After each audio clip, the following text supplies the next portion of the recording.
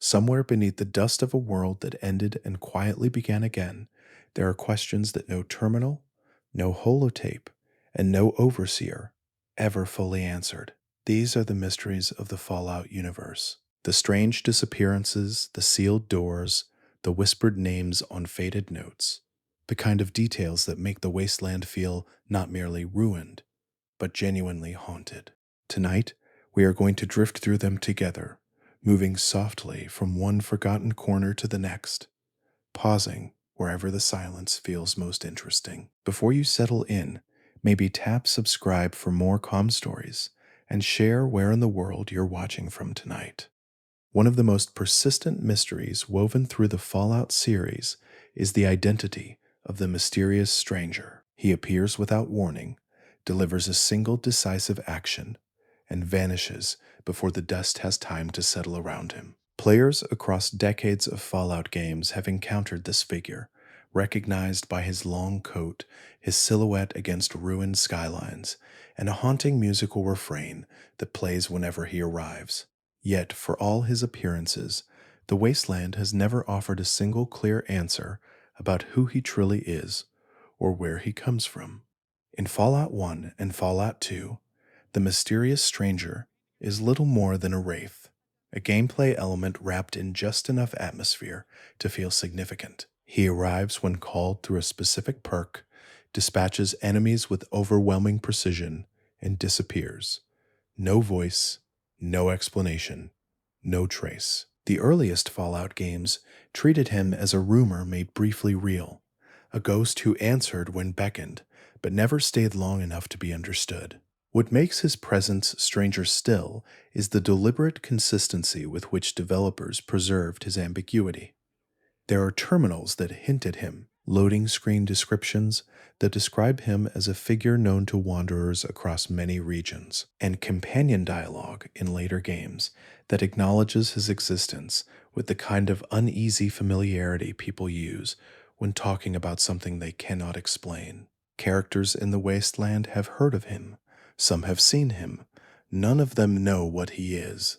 In Fallout New Vegas, a perk called Lonesome Road allows players to examine the mysterious stranger's coat in greater detail. The item description notes that the coat has been repaired many times, that it carries the scent of gunpowder and old leather, and that it feels heavier than it looks. These are small details, but they are details with intention behind them. They suggest a long life, a long road, and a history that stretches further back than any single Fallout game has shown. Some researchers into Fallout lore have proposed that the mysterious stranger is not a person at all in the conventional sense. The theory most frequently discussed suggests that he is a pre-war operative, possibly enhanced, possibly engineered, who was designed to protect certain individuals of strategic importance. Others have suggested he is a ghoul of extraordinary age, someone who walked the wasteland long before the events of any game, and who intervenes in conflicts for reasons known only to himself. None of these theories are confirmed. All of them feel plausible. That ambiguity is entirely deliberate on the part of the developers, and it is the source of the mystery's enduring weight. There is also the matter of the music. The short, moody theme that accompanies the mysterious stranger's arrival has been analyzed by fans who noted that it echoes stylistically with pre-war radio compositions used in other parts of the Fallout universe. The melody itself carries a kind of melancholy authority, as though it belongs to something old and certain. When you hear it, you do not feel excitement exactly. You feel something quieter than that. Something that resembles the feeling of watching a door close at the end of a long hallway. No Fallout game has ever given his name. No terminal entry has confirmed his origin. He is one of the rare elements of the series that every generation of players encounters and each generation fails to fully explain. That is not a flaw, that is the point. Deep in the irradiated corners of the Fallout world, a religious movement grew from the ruins of the old world's most catastrophic technology. The children of Adam began as scattered believers, individuals who looked upon nuclear radiation not as a destroyer, but as a divine force, a god whose breath gave life to a new kind of existence. By the time of Fallout 4 and its Far Harbor expansion, the Children of Adam had become one of the most layered and quietly mysterious factions in the entire series. The origin of the Children of Adam is itself wrapped in strangeness. The movement traces its roots to a crater in Megaton, the settlement built around an undetonated nuclear bomb that players encounter early in Fallout 3. The bomb was never meant to become sacred. It was never meant to become the focal point of an entire theology. Yet someone, at some point before the game's timeline began, decided that the bomb was divine, and that decision spread. By the time players arrive in Megaton, the Children of Adam are already an established presence, their robes worn, their scriptures memorized, their devotion deep and sincere. What makes the Children of Adam genuinely mysterious is not their beliefs, which are internally consistent if deeply unusual, but rather the evidence scattered throughout the games that suggests their presence in the world predates any reasonable explanation for how they got there. In Far Harbor, the children have established a settlement deep within a fog-covered island, in caves that show signs of habitation stretching back much further than the faction's known history. The caves contain markings, altars, and evidence of rituals that suggest the island was considered sacred long before the first official follower took a vow. Terminals found within the Far Harbor settlement contain fragmented records that raise quiet questions about who originally established the site. Some of the oldest entries reference a figure known only as the Confessor, not the Confessor Cromwell from Megaton, but an earlier one, a name shared across generations, a title more than a person. The records describe this earlier confessor as someone who arrived on the island alone, who spoke of radiation with what the entry calls complete certainty, and who knew things about the island's fog that no outsider should have known. The entry ends without resolution. The confessor's identity is never clarified. There is also the matter of the children's apparent immunity. Many members of the faction demonstrate unusual resistance to radiation, beyond what standard wasteland exposure would explain. In Fallout 4, several named Children of Adam characters possess radiation resistance values that far exceed normal human limits. The game offers no biological explanation for this. The children themselves attribute it to Adam's blessing. Scientists in the Institute and elsewhere in the Commonwealth note it with curiosity and do not investigate further. That absence of investigation is its own kind of quiet strangeness. The ideology of the Children of Adam contains layers that reward careful reading. Their sacred texts, found on holotapes and in written form throughout their settlements, describe a cosmology in which the nuclear explosion was not an ending but the moment of creation, the point at which Adam divided and poured into every living thing. They speak of a great division to come, a final diffusion in which all living beings will be absorbed into Adam's light. This is not presented as destruction in their framework, it is presented as completion. Whether this belief is entirely original to their movement, or whether it draws on older, stranger sources, remains an open question within the lore. Perhaps the most unsettling detail about the Children of Adam is how often they appear in places where they should not logically be. Across multiple games, across multiple regions of the wasteland, small cells of the movement appear in isolated locations with little apparent connection to the movement's known centers. It is as though something calls them to certain places before any official presence is established. The wasteland offers no clean answer for this. It simply notes their presence and moves on. There are vaults in the Fallout series that wear their secrets plainly, and there are vaults whose real stories require patience to understand. Vault 87, situated beneath the capital wasteland in Fallout 3, belongs to the latter category. On the surface, it is known as the origin point of the super mutants that plague the game's landscape. Below that surface reading, however, is a history of deliberate horror that raises questions the game never fully resolves. Vault 87 was not designed to house a community. It was not an experiment in isolation or social dynamics or resource management. It was a laboratory, sealed and staffed with a specific scientific directive that Vault Tech approved before the bombs ever fell. The Vault's experiment involved the forced exposure of its human residents to a modified form of FEV, the forced evolutionary virus, the same biological compound that would eventually transform other populations across the wasteland into creatures of enormous size and fractured intelligence. What distinguishes Vault 87 from other FEV exposure sites is the nature of the modification involved. The strain introduced into the Vault's water supply was not the standard compound recovered from pre-war research. Terminal entries within the Vault, fragmentary and often corrupted, describe a version of the virus that was tuned toward a specific psychological profile, one that the researchers called unity orientation. This phrase appears repeatedly in the surviving records without clear definition. The researchers who used it either shared a common understanding that they never wrote down, or they were deliberately obscuring what the phrase meant. The supermutants that emerged from Vault 87 are notably different in behavior from the supermutants encountered in the original Fallout games set in California. The Master's Army, the great cohort of mutants from the West, operated with a degree of coordination and ideological coherence that the Capital Wasteland supermutants largely lack. The Eastern mutants are more scattered, more reactive, and in many cases more openly confused. Some researchers within the Fallout universe attribute this to differences in the FEV strain. Others note that the Capital Wasteland mutants often behave as though they are searching for something without knowing what they are searching for. This behavioral pattern appears in terminal entries written by Vault 87's researchers, who noted it emerging in test subjects even before the transformation was complete.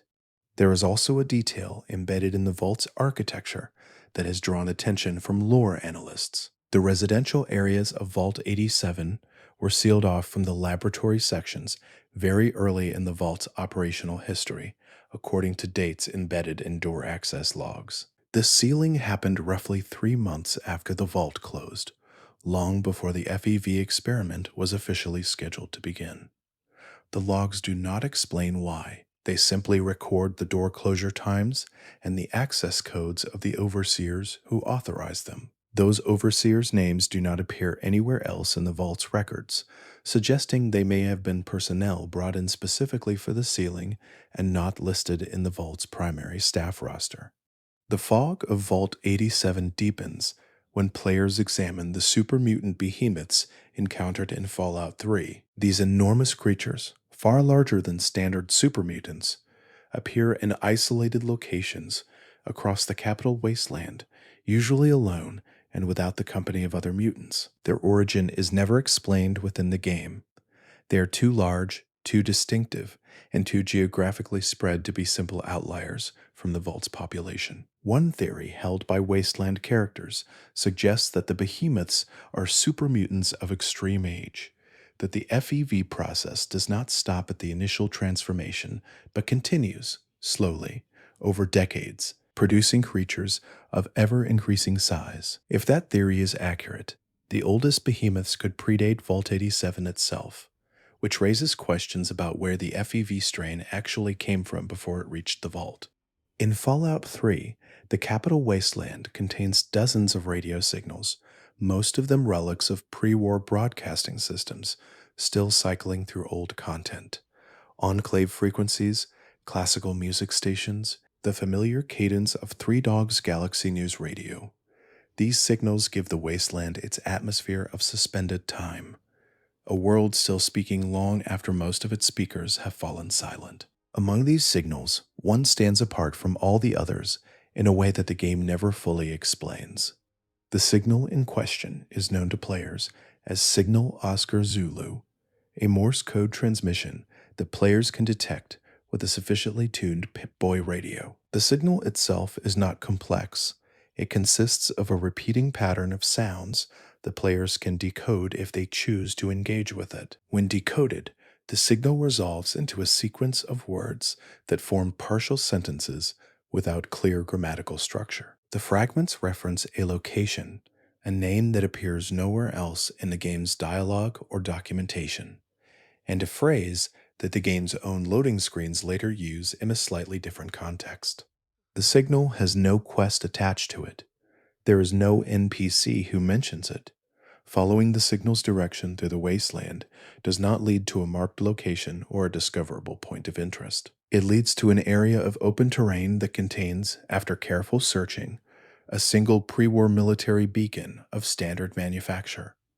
Still broadcasting, its battery apparently still functional centuries after the war. The beacon itself has no inventory, no note nearby, no corpse to suggest who planted it. It simply sits in the ground and transmits. The developers of Fallout 3 have never publicly explained Signal Oscar Zulu. In interviews discussing the game's hidden content, it has not been mentioned. Community researchers who have examined the game's files report that the Signal's script is unusually clean, almost as though it was placed with great intentionality, and that its audio file references a sequence number suggesting it was the 23rd signal of its type created for the game. 22 other signals of that sequence number do not appear in the shipped version of the game. Whether they were cut, whether they are hidden elsewhere in the world, or whether that sequence number is a coincidence of the development pipeline is not known. What gives Signal Oscar Zulu its particular weight is the way it feels deliberate without being accessible. The wasteland is full of things that reward patience and attention. Most of them, when followed to their conclusion, give the player something: a moment of closure, a piece of lore, a quiet confirmation that their effort was recognized by the world's designers. Signal Oscar Zulu gives nothing. It simply exists, fully formed and purposeful in its construction, and then refuses to explain itself. In a game that takes great care to reward curiosity, that refusal feels significant. It feels like the shape of a door without a handle. If any single location in the Fallout universe carries the accumulated weight of unanswered questions, it may be the Dunwich building in the Capital Wasteland, and its later counterpart, Dunwich Borers, in the Commonwealth of Fallout 4. These locations share a name, share an atmosphere, and share something harder to describe: a quality of wrongness that persists even after all the visible threats have been removed.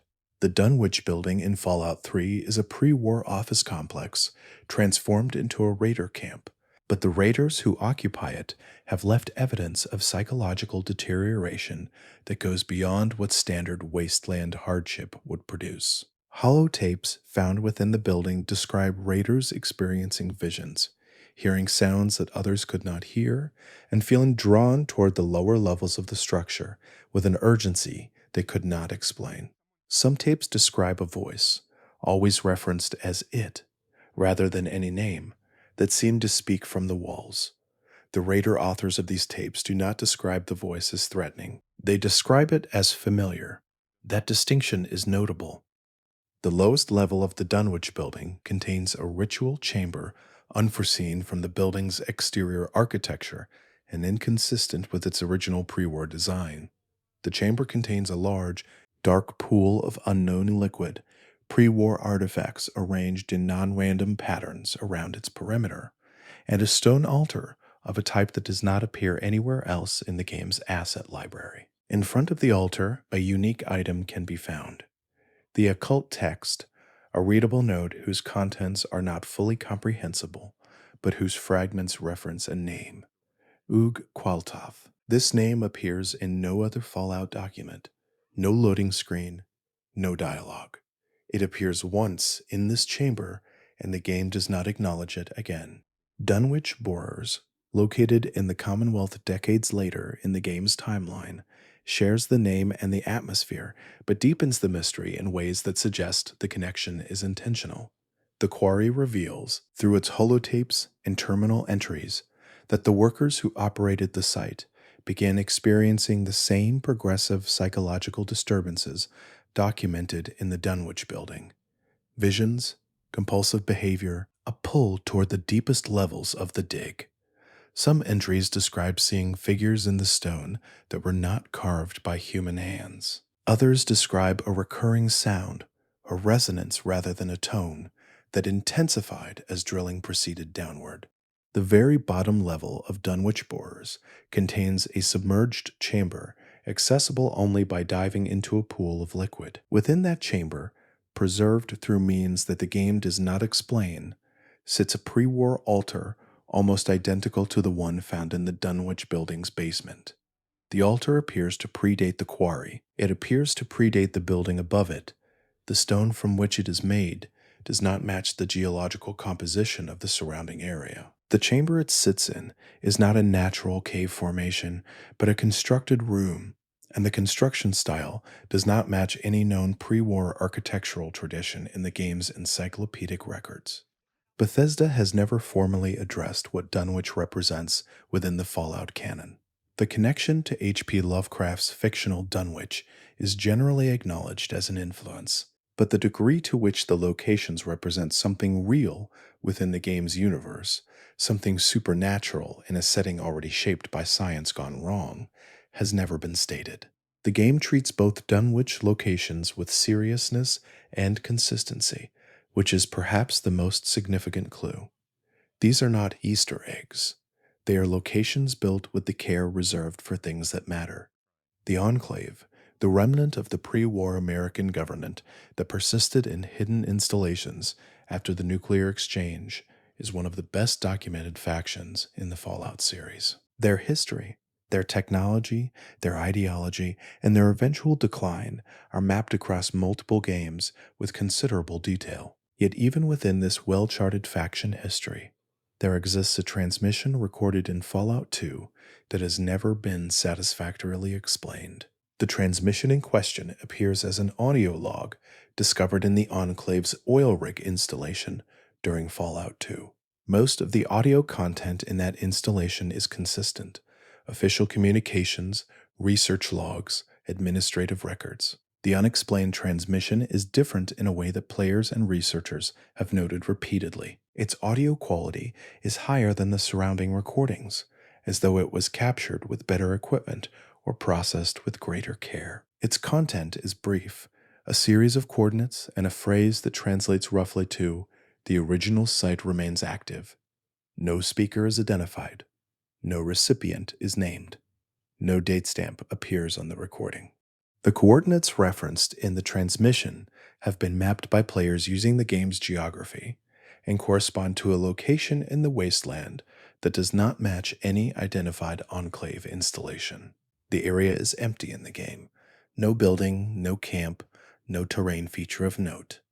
Yet the coordinates are precise enough to be deliberate, and the phrase "original site" carries obvious implication. The Enclave was itself a continuation of a pre-war project. If there is a site that predates even the Enclave's known history, the game has not revealed it.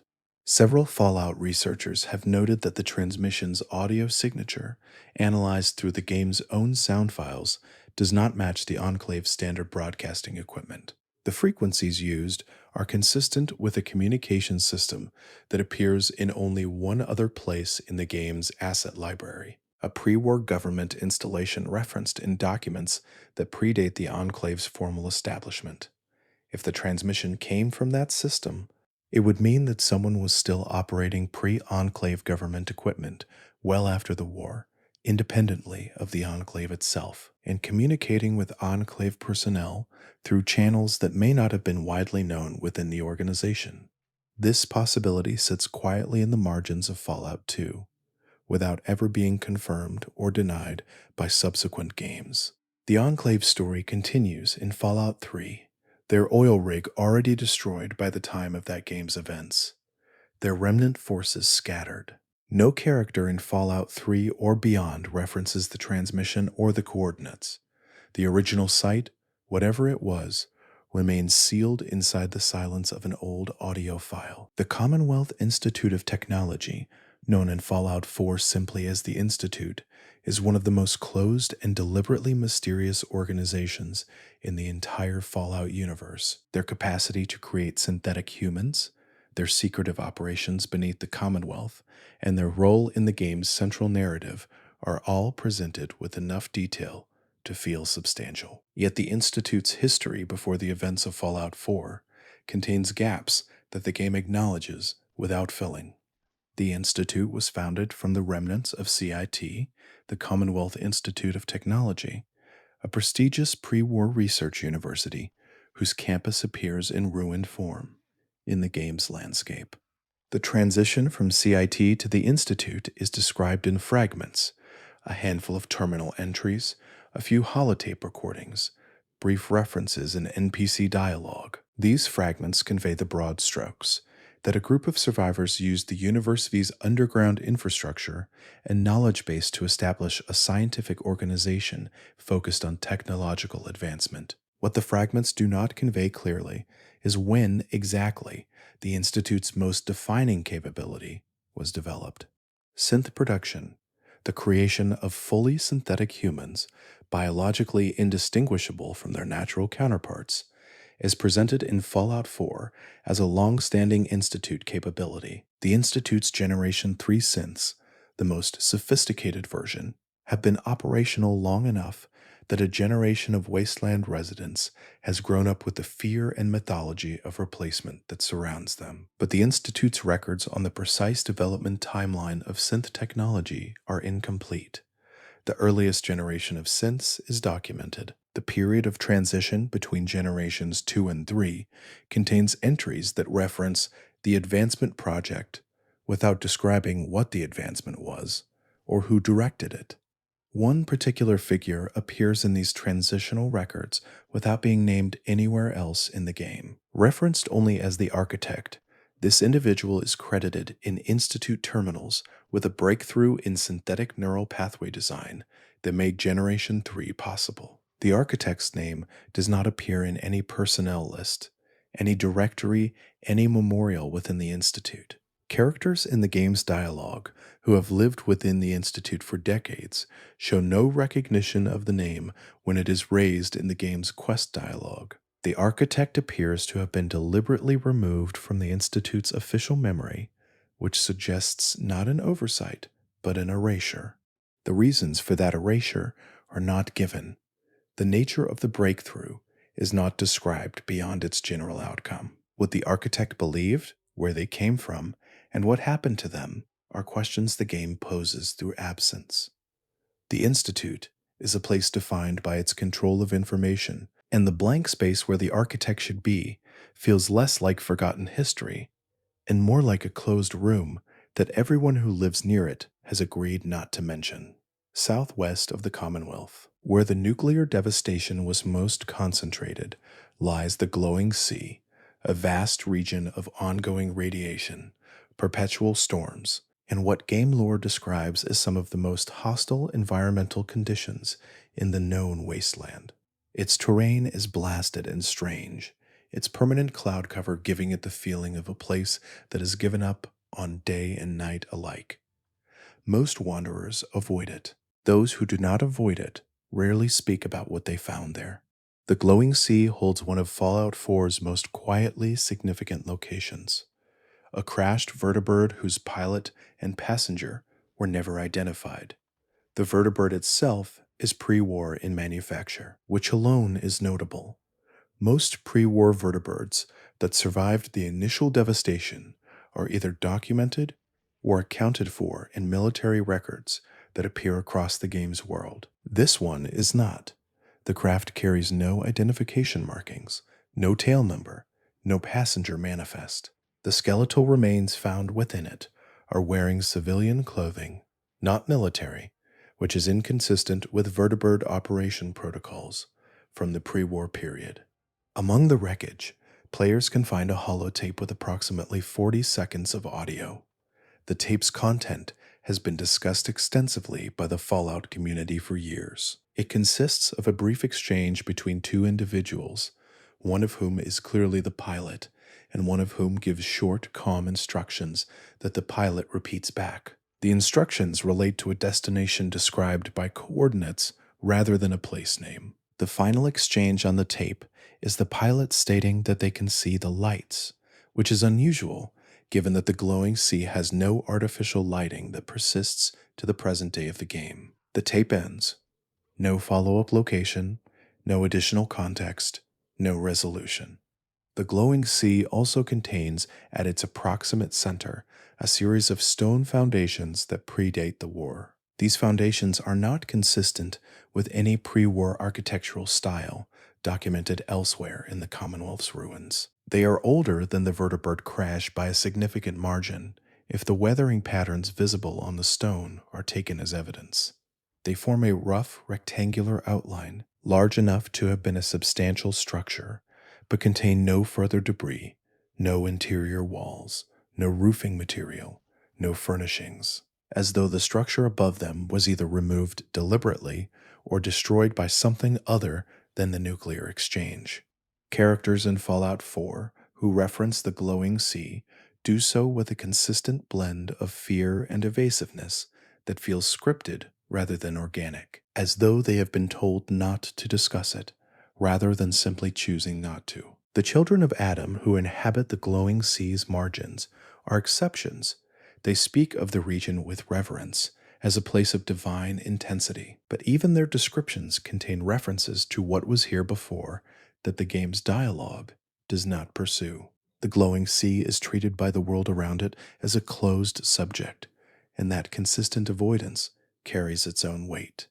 The vault system built by Vault Tech before the Great War is one of the richest sources of mystery in all of Fallout. Across the series, players have explored dozens of vaults, each with its own experiment, its own tragedy, and its own particular shade of institutional cruelty. But for every vault that players have entered and documented, the established lore suggests that many more exist, some never found, some deliberately hidden, and at least a few that even Vault-Tech's own records do not fully describe. Vault 77 is one such location, referenced in a webcomic published officially as part of Fallout's extended canon. Vault 77 housed a single human occupant and an enormous population of monkeys. The lone human resident's journey through this vault and his eventual emergence into the wasteland is documented with a mixture of dark humor and genuine desolation that is entirely consistent with the series' tone. Yet the vault itself raises questions the comic never answers. Why was this specific experiment conducted? What was the intended outcome? The vault's configuration suggests significant resources were expended to establish it, and no institutional investment of that scale was made without a specific research goal in mind. The goal is not recorded anywhere that players have found.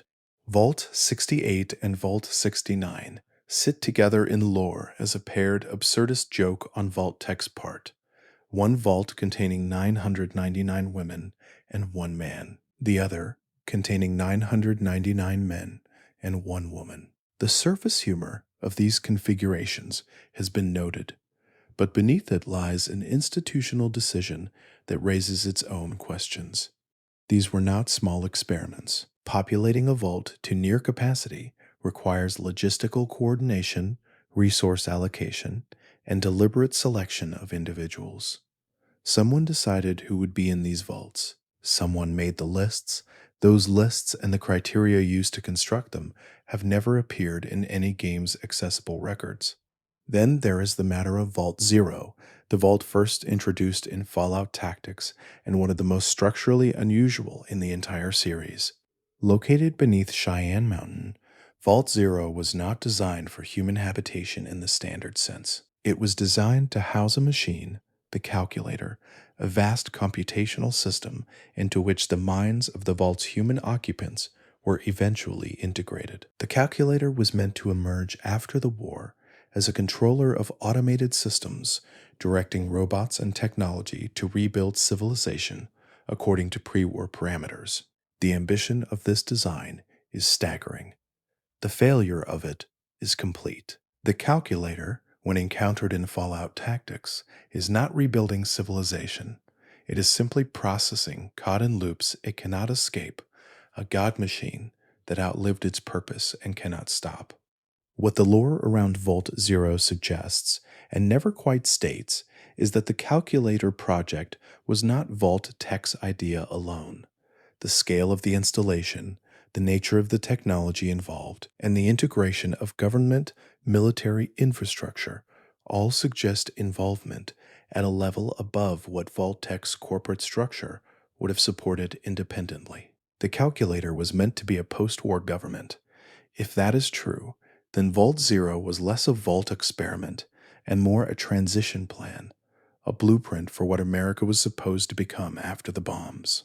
That the plan failed, and failed completely, may be the quietest tragedy in the entire Fallout universe. The Great War lasted only 2 hours.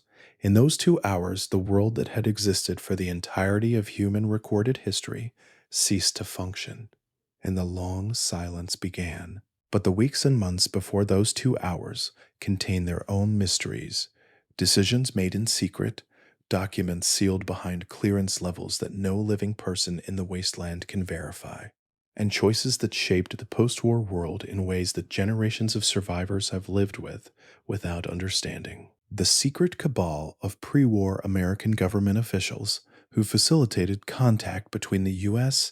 government and the Enclave's earliest organizational structure appears in Fallout lore in fragmentary form across several games.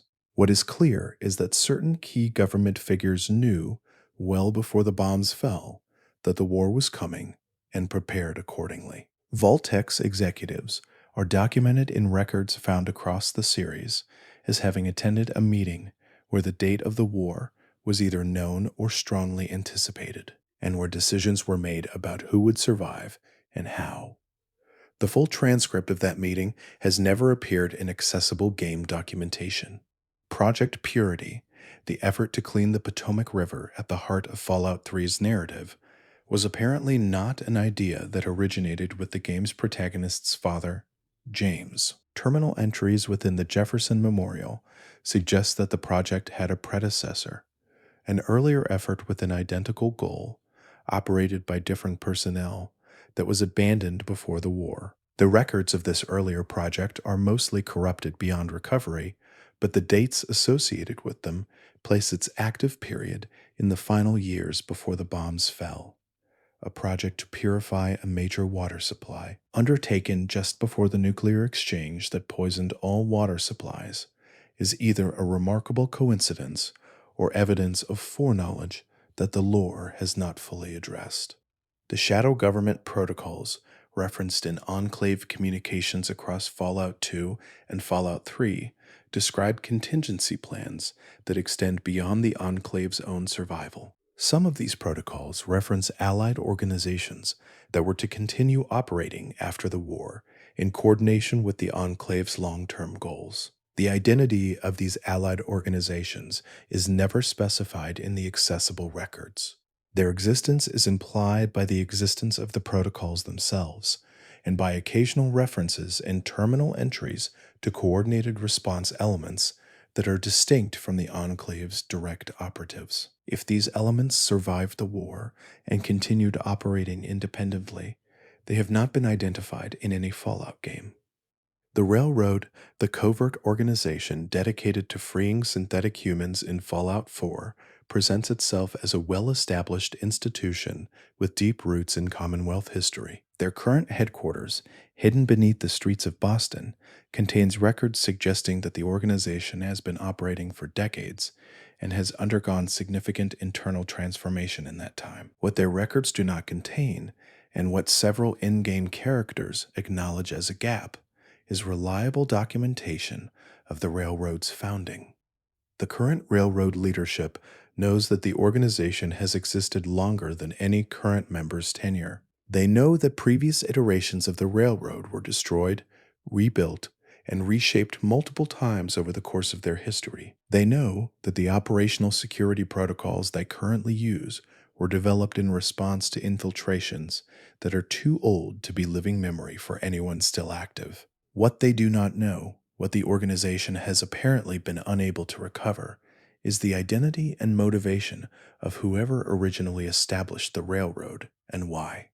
The question of motive is particularly significant because it changes the meaning of everything that followed.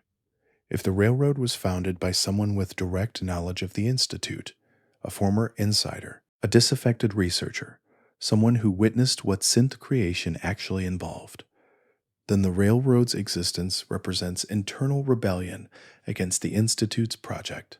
If it was founded by someone who encountered synths from the outside and recognized their humanity independently, then it represents something altogether different, a spontaneous moral response to a new kind of person in the world. There is a fragment of railroad history that lore analysts have found suggestive. A document accessible in the railroad's headquarters, partially water damaged, references a founding accord signed by a small number of individuals whose names are legible but do not match any other names in the game's records. The accord's language is formal and careful, consistent with someone who had legal training or experience with official documentation. One clause in the accord, the only one still fully readable, states that the organization's purpose is to recognize what has already been recognized, a phrase that implies the founders believed synth personhood had already been established somewhere by someone before the railroad itself existed. That prior recognition, if real, would change the shape of the Commonwealth's hidden history significantly.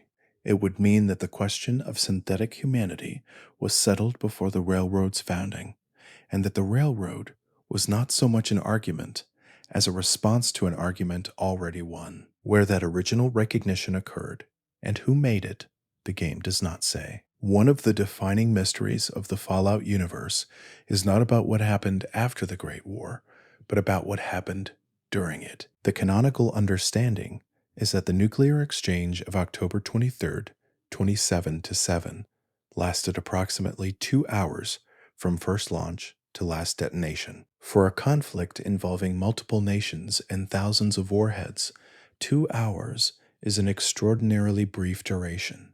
Most nuclear strategists and historians within the game's lore accept the duration without questioning it, because for people living in the aftermath, the how of the war matters far less than the fact of it.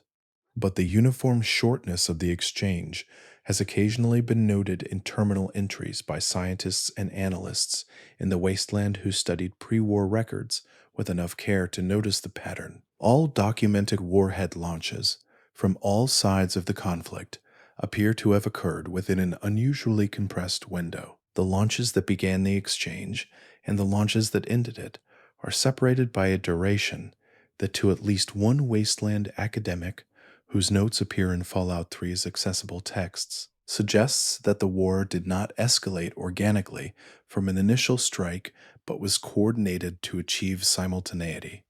Coordinated simultaneity in a nuclear exchange requires either extraordinary chance or deliberate timing across multiple independent launch systems, which would have required communication between parties who were officially adversaries. The academics' notes do not draw this conclusion explicitly. They simply note the compression of the timeline and observe that it requires explanation. The notes do not continue.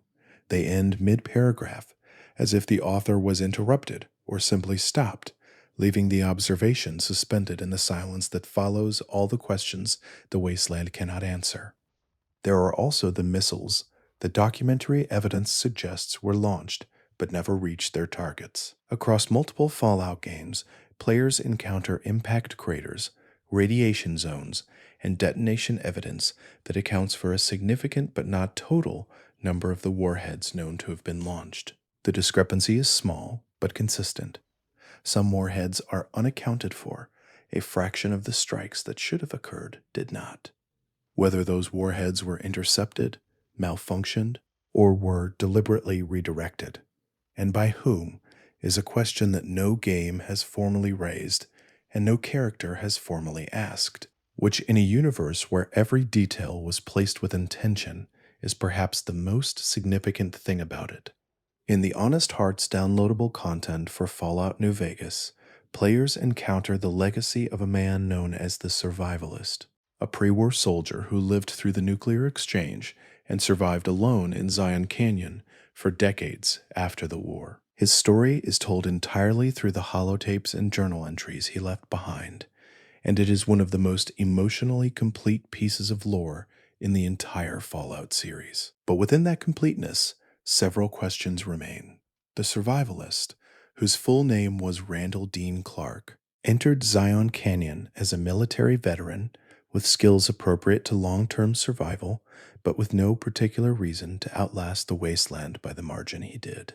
His recorded lifespan, extrapolated from the dates in his journals, places him among the longest-lived individuals in post-war documented history. His survival across decades of Zion's harsh and radioactive environment is attributed in his own writings partly to skill and partly to what he describes as something he cannot name.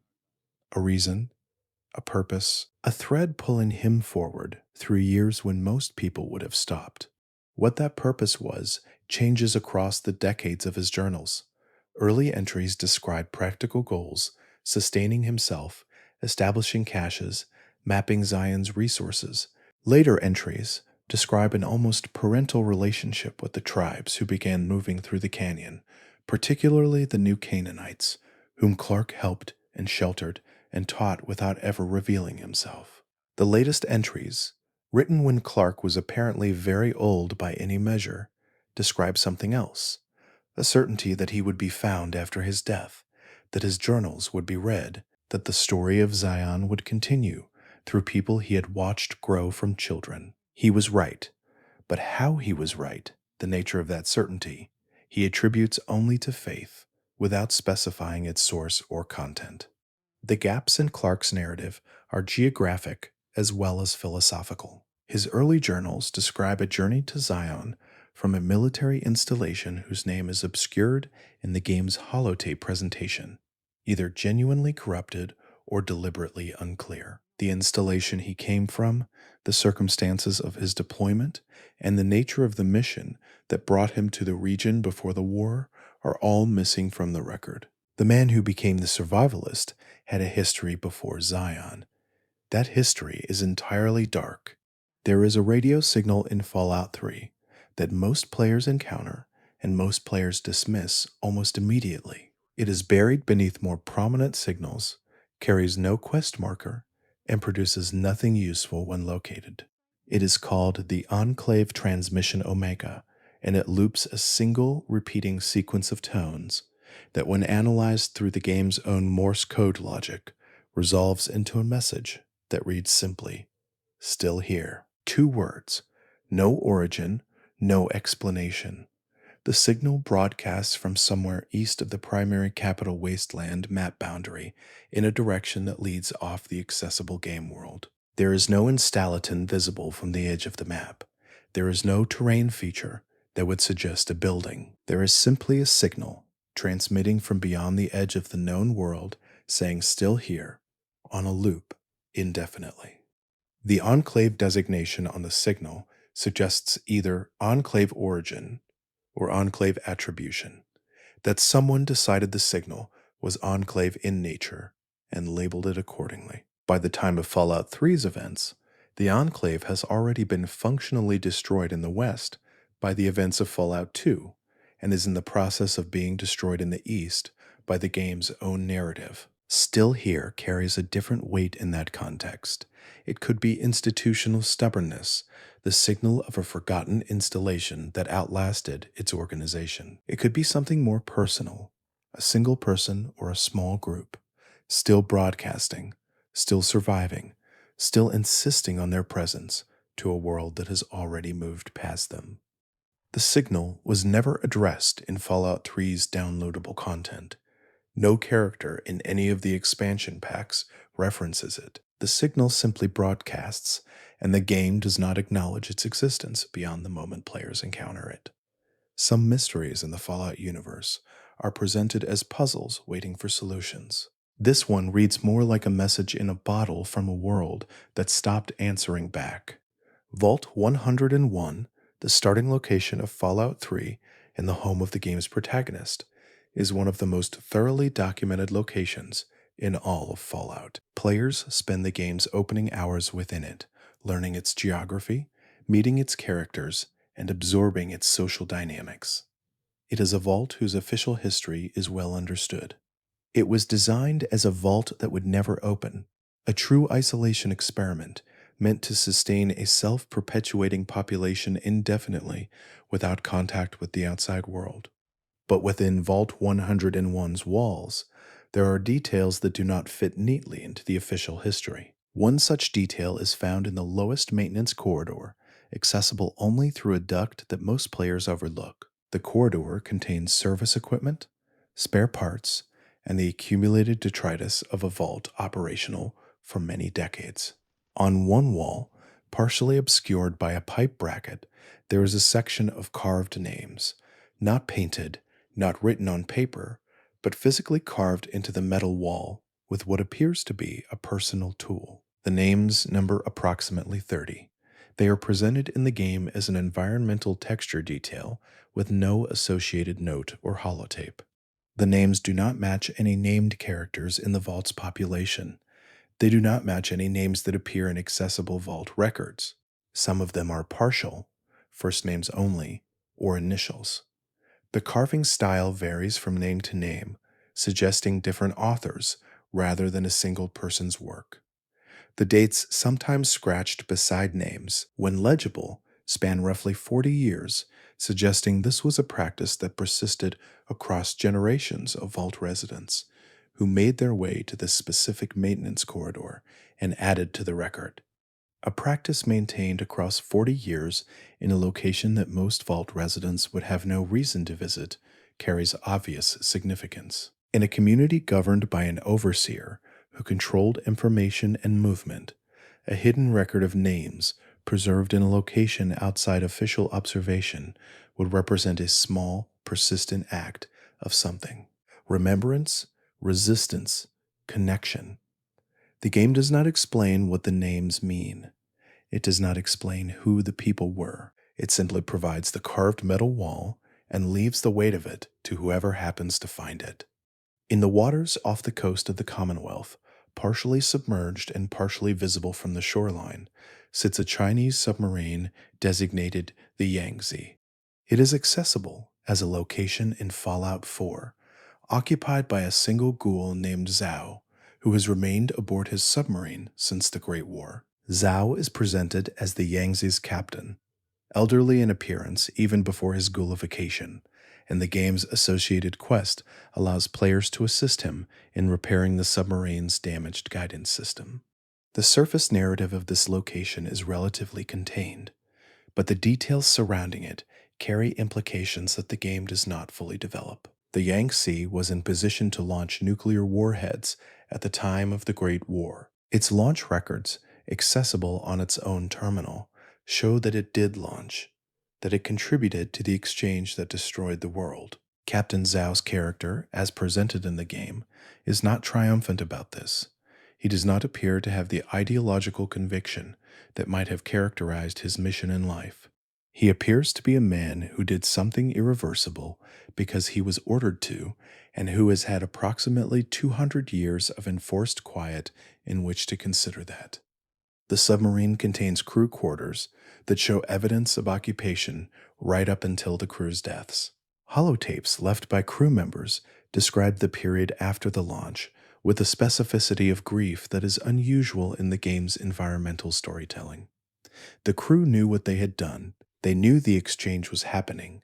They maintained their posts for a period, then broke down gradually, then stopped maintaining their posts entirely. Zhao survived all of this. The game does not explain why his ghoulification was stable when other ghouls under similar circumstances became feral. His answer, if players press him on his long survival, is brief and unsatisfying. He says simply that he waited, and that waiting was what he was trained to do. What Zhao waits for and what he intends to do after the submarine is repaired, the game presents with deliberate openness.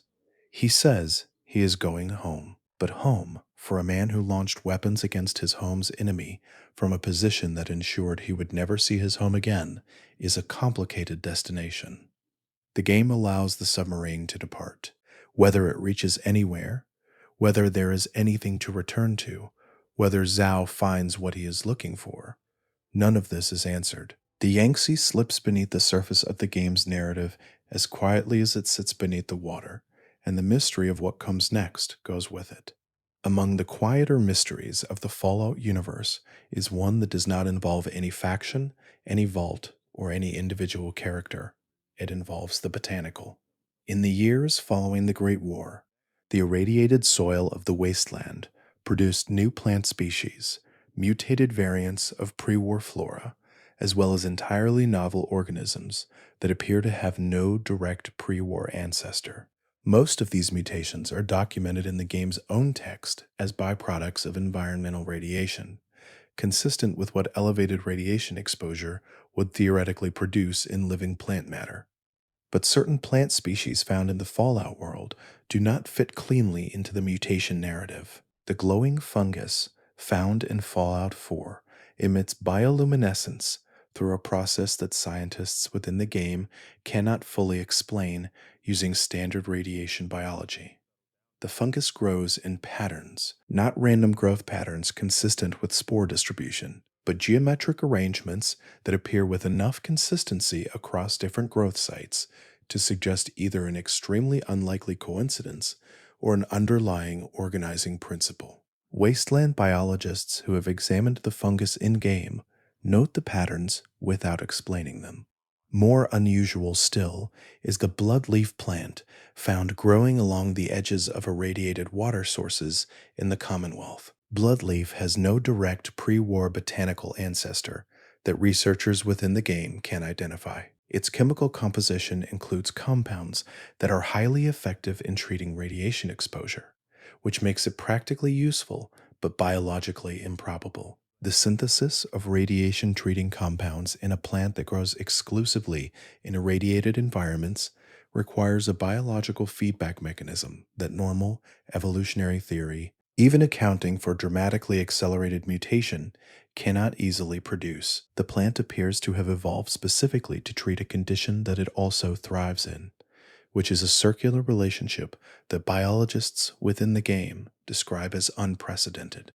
The Nuka-Cola Quantum Bottle, a variant of the wasteland's most iconic beverage, has been observed growing faintly luminescent algae in pools where the original drink was spilled or disposed of in large quantities. The algae, fed by the strontium-90 used in Quantum's formula, has been documented in Fallout 4 creating its own light ecosystem at the bottom of certain irradiated pools. The organisms living within this ecosystem are not found anywhere else in the Commonwealth.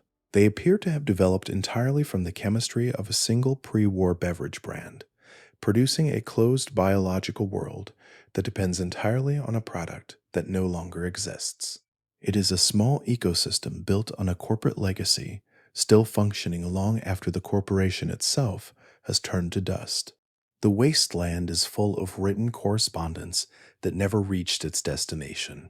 Letters half composed, letters addressed but never mailed, letters that reached their destination building but not their intended reader. Most of these are environmental details, background texture for the world's feeling of interrupted life. But scattered across the Fallout games are several letters that have drawn particular attention because of what they contain.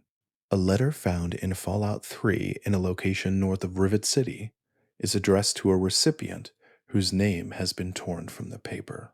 The body of the letter describes in careful and measured language a discovery made beneath a building in the downtown area.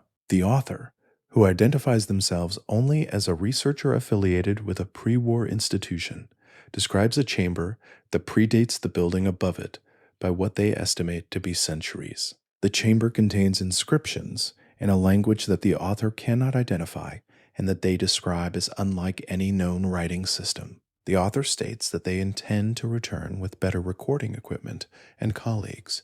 The letter was never sent. The author, presumably, never returned. The chamber referenced in the letter does not appear on any map of Fallout 3's explorable world. Players who have searched the described area find nothing unusual, standard ruins, standard terrain. If the chamber exists, it is sealed beyond accessibility. If it does not exist, the letter is either fiction placed as environmental decoration or the record of a genuine discovery that was then deliberately obscured. The letter is written with the specificity of someone reporting something real. Measurements, structural observations, a description of the inscription's visual character that includes enough detail to suggest the author was looking at something tangible. There is a second letter of significance, this one found in Fallout New Vegas, in a location near Boulder City. This letter is addressed and sealed, still in its original envelope, apparently never opened. The envelope bears a pre-war postmark from a city that no longer exists, a mid-sized American city not referenced elsewhere in the game. Players can open the letter, but the choice to do so or leave it sealed is presented with unusual weight by the game's interface. The letter, if opened, contains what appears to be a personal farewell written by someone who knew the war was coming. Not the general population anxiety present in other pre-war letters, but the specific foreknowledge of someone who had access to information about the exchange's timing. The letter describes what the author expects to happen, and, in its final paragraph, describes what they hope will be found. What they hope will be found is described in terms that reference a specific location that the game never marks on any map. The Mojave Wasteland of Fallout New Vegas is one of the richest regions in this series for layered history. The pre-war Mojave was already a place of depth, a desert crossed by ancient trade routes, home to indigenous cultures stretching back millennia, shaped by 20th century development into something simultaneously sacred and commercial. The nuclear war did not erase that history. It buried it beneath a new layer of devastation that most wasteland residents lived too immediately within to look beneath. Courier 6, the player character of New Vegas, travels through a landscape that contains the traces of this older history in forms most players do not pause to examine. Petroglyphs on desert rock faces predate the war by thousands of years and are neither highlighted by the game's compass nor noted by any NPC. They are simply there, in the game's world, present for the same reason they are present in the actual Mojave, because they were put there by people who wanted them to last. The followers of the Apocalypse, one of New Vegas's more philosophically inclined factions, maintain a significant presence in the Mojave, partly because of their commitment to recovering and preserving pre-war knowledge. Their records include a section on regional history that draws on pre-war academic sources and contains material about the Las Vegas region that stretches back to the settlement patterns of ancient peoples. One entry in these records, accessible in their main library facility, references an oral tradition recorded by a pre-war anthropologist describing a story about something beneath the desert that has been there longer than the people who tell the story. The anthropologist's note characterizes the story as symbolic rather than literal. The follower's archivist, who filed the entry, added a handwritten marginal note questioning that characterization. The game never develops this thread. The desert floor does not yield an ancient mystery, but the note is there, in the margin of a pre-war academic document, preserved in a post-war library, written in a different hand than the surrounding text, asking whether something was too quickly dismissed.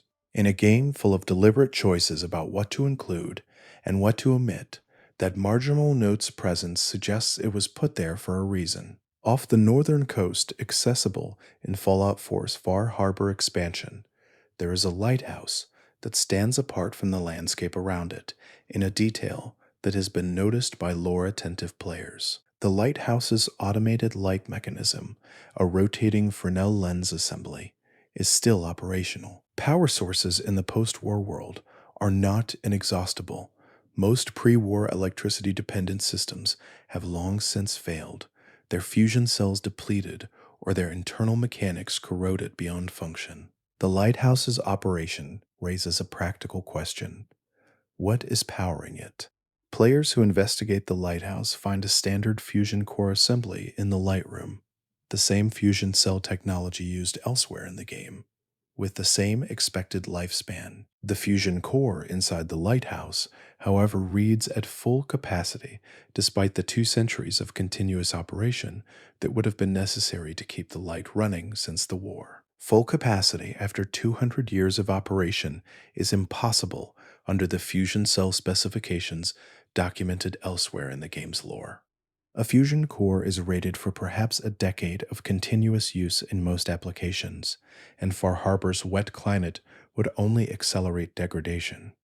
The lighthouse contains no documentation explaining this, no holotape left by a caretaker, no terminal entry describing maintenance, no evidence of anyone having changed the core in living memory. The light simply runs, at full power, continuously, as though the rules that govern every other power source in the world do not quite apply here. The children of Adam sometimes gather near the lighthouse at night, watching the beam sweep across the water. They describe the light as an expression of Adam's presence. Their description does not explain the physics. Nothing explains the physics. The Institute's practice of replacing significant individuals with synthetic duplicates is one of the defining anxieties of the Commonwealth in Fallout 4. Characters throughout the game express uncertainty about who around them might be a synthetic replacement, and the Institute's willingness to replace community members is confirmed through various quests and documents. What is less certain, and what the game handles with more ambiguity than the replacement program itself, is the question of what happens to the synths who are told they are replacements. Not all synths know what they are. Generation 3 synths are designed with fully human psychology, complete with false memories, genuine emotional responses, and no inherent awareness of their synthetic nature. A replacement synth deployed to inhabit the life of the person they replaced would believe completely and without reservation that they are that person. They would have the person's memories, their relationships, their habits. They would experience their life as continuous, unaware of the gap between the moment the original person was taken and the moment they began living in their place. Several Fallout 4 quests involve synths who have been living in replacement identities for years or decades before the truth is somehow revealed to them. The game presents these reveals with considerable psychological care, following the synths through the process of reconciling a lifetime of real experience with the news that their identity is manufactured. Some characters respond with denial. Some respond with acceptance. Some respond with a grief that the game frames as entirely genuine, because the experiences that grief is based on, the relationships built, the memories lived, were real experiences regardless of the synthetic brain that experienced them. What the game does not address is the statistical probability if the Institute has been conducting the replacement program for decades, and if some percentage of deployed replacement synths were never recovered, never escaped, and never discovered if they simply lived out their replaced lives in full, then there are individuals in the Commonwealth today who believe themselves human, who are in all functional ways a person who will never know. The game frames the search for synths as urgent and ongoing. It does not frame the possibility of successful, permanent, undiscovered replacements, but the math of a decades-long program implies they exist. In the Lonesome Road downloadable content for Fallout New Vegas, players are taken to the Divide, a ruined stretch of terrain that was once a settlement on the edge of the Mojave, a community that might have become something. The Divide was destroyed before it had the chance. Its destruction is one of the most consequential events in New Vegas's backstory, and the mystery surrounding how it happened is one of the most carefully constructed in the series. The Divide was not destroyed by the war. The Great War turned much of the country to ruin, but the Divide was ruined later by a chain of events that the game attributes to a supply package delivered to the location. The package triggered dormant warheads that had been buried in the Divide's terrain, old military weapons left in place and forgotten, activated by a signal that their arming systems had been passively waiting for. The resulting detonations tore the settlement apart, killed most of its population, and transformed the landscape into the devastated canyon environment that players traverse during the game. What the game presents with careful deliberateness is the question of who carried the package. Ulysses, the antagonist of Lonesome Road, lays the responsibility at the feet of Courier 6, the player character, claiming that the courier unknowingly carried the trigger package to the Divide during a delivery run before the events of the main game. The courier's own memories of this event are absent, which the game attributes to the injuries sustained at the beginning of New Vegas's narrative. The courier cannot verify or deny the accusation, and the game is structured so that neither the player nor the character can be entirely certain of what actually happened. This ambiguity is not an accident of storytelling. It is the point the divide's destruction occurred in a moral space that is genuinely unclear. Someone carried something to a place without knowing what it would do, and a community died. The question of whether unknowing participation in a catastrophe constitutes responsibility is one that the game raises without resolving, because the honest answer is that it depends on frameworks that different people hold differently. Ulysses believes the courier is responsible. The game does not confirm this. The ruins of the divide do not confirm this. The ruins simply exist as ruins do, asking their questions in the language of broken stone. The marked men who inhabit the divide are former soldiers and wastelanders who survived the detonations, but whose bodies were permanently scarred by the specific combination of radiation and wind shear that the divide produces. Their skin is burned and flayed in a distinctive pattern, their wounds never fully healing because the divide's atmosphere prevents it. They are not ghouls in the conventional sense. They retained their minds, their combat skills, their organizational structure. They are simply people who survived something that left permanent marks and who now inhabit the place that marked them, unable or unwilling to leave. The marked men raise one of the game's more haunting questions, not through any dialogue, but through their behavior. They fight with the discipline of trained soldiers. They maintain their weapons and their tactical awareness. They remember how to wage war with purpose. But none of the marked men have any visible goal beyond the continuation of conflict. They do not appear to be defending anything, rebuilding anything beyond the continuation of their existence in the place that damaged them. Whether this is a form of loyalty to the only place they still know, a psychological inability to move beyond the trauma of the divide's destruction, or simply the behavior of people with no remaining context outside the ruin they inhabit. The game does not say. It allows them to be complex and to remain unexplained. The wasteland's radio landscape is one of the most evocative details in the Fallout series. Signals drift across the static, classical music, propaganda broadcasts, emergency alert tones, the weary but persistent voice of disc jockeys who survived long enough to keep the frequency alive. Most of these signals are understood. Their origins are known or knowable, their purposes clear, their history traceable through the game's accessible documentation. But across the series, there are signals that do not fit these categories, signals that transmit content inconsistent with their technical specifications, or that originate from locations that contain no visible broadcasting equipment, or that carry content that predates any reasonable broadcast timeline. These signals are among the quietest and most persistent mysteries in the Fallout universe, and their accumulation across multiple games suggests they are not individually anomalous, but part of a pattern. In Fallout 3, one such signal broadcasts a repeating weather report for a city that was destroyed in the war. The report describes conditions in the present tense, as though the city still exists. Temperature readings, forecast information, the kind of routine data that a municipal weather service would have generated daily before the war. The signal's technical quality is higher than expected for equipment that has been running unattended for 2 centuries. More unusual still, the weather data it describes does not match actual conditions in the game world. The temperature readings are approximately 12 degrees lower than the game's environmental systems register for the same region. Whether this means the signal is drawing from a data source other than current environmental sensors, or whether there is a calibration error in the game's weather system, is a question that remains open.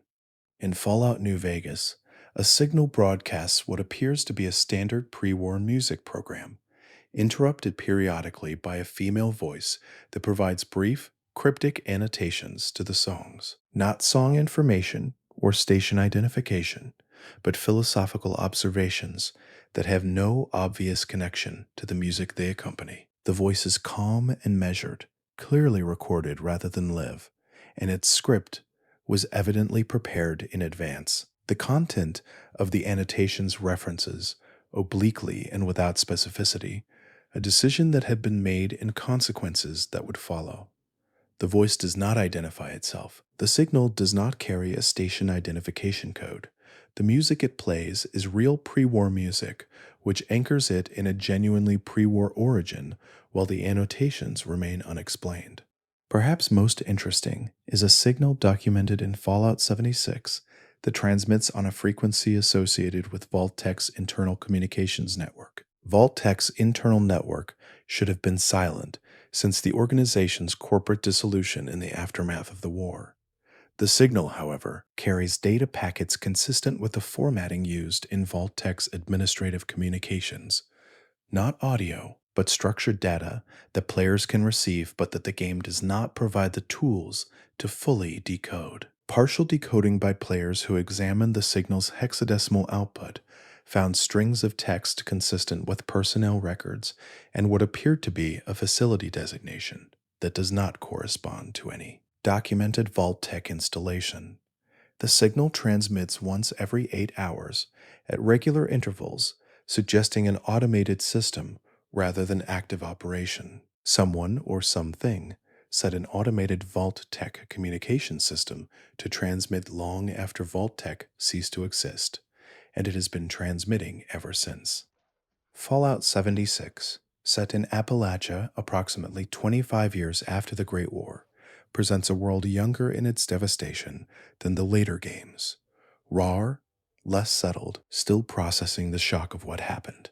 The Enclave's presence in this earlier period is more scattered than it would become in subsequent decades, their organization still establishing the structure that would make them formidable by the time of Fallout 2 and Fallout 3.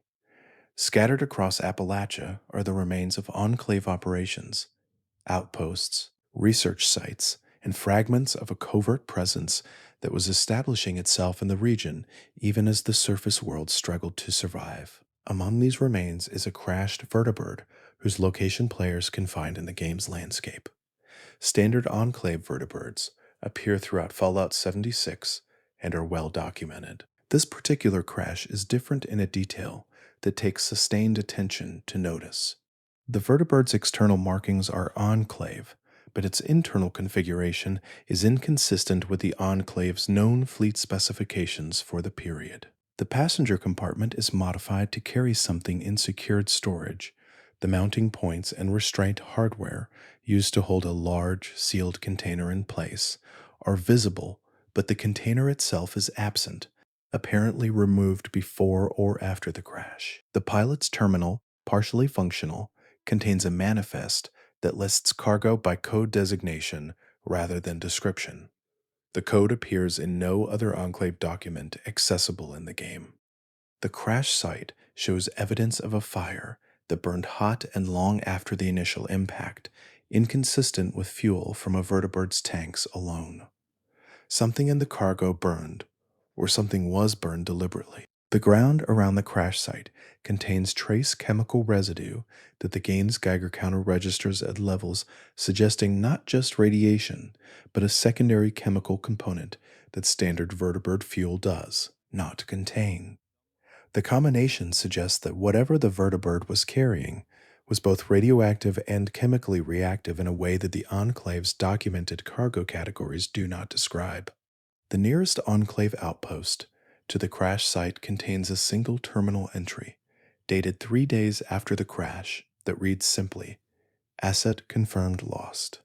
Protocol 7 initiated." Protocol 7 appears nowhere else in Appalachia's accessible Enclave records. Whether it refers to covering up the crash, recovering the asset through means not recorded, or some broader operational security measure the Enclave employed in response to the loss, the game does not say. The protocol's name is recorded. Its content is entirely dark. The ghouls of the Fallout universe represent one of its most significant ongoing mysteries from a biological perspective.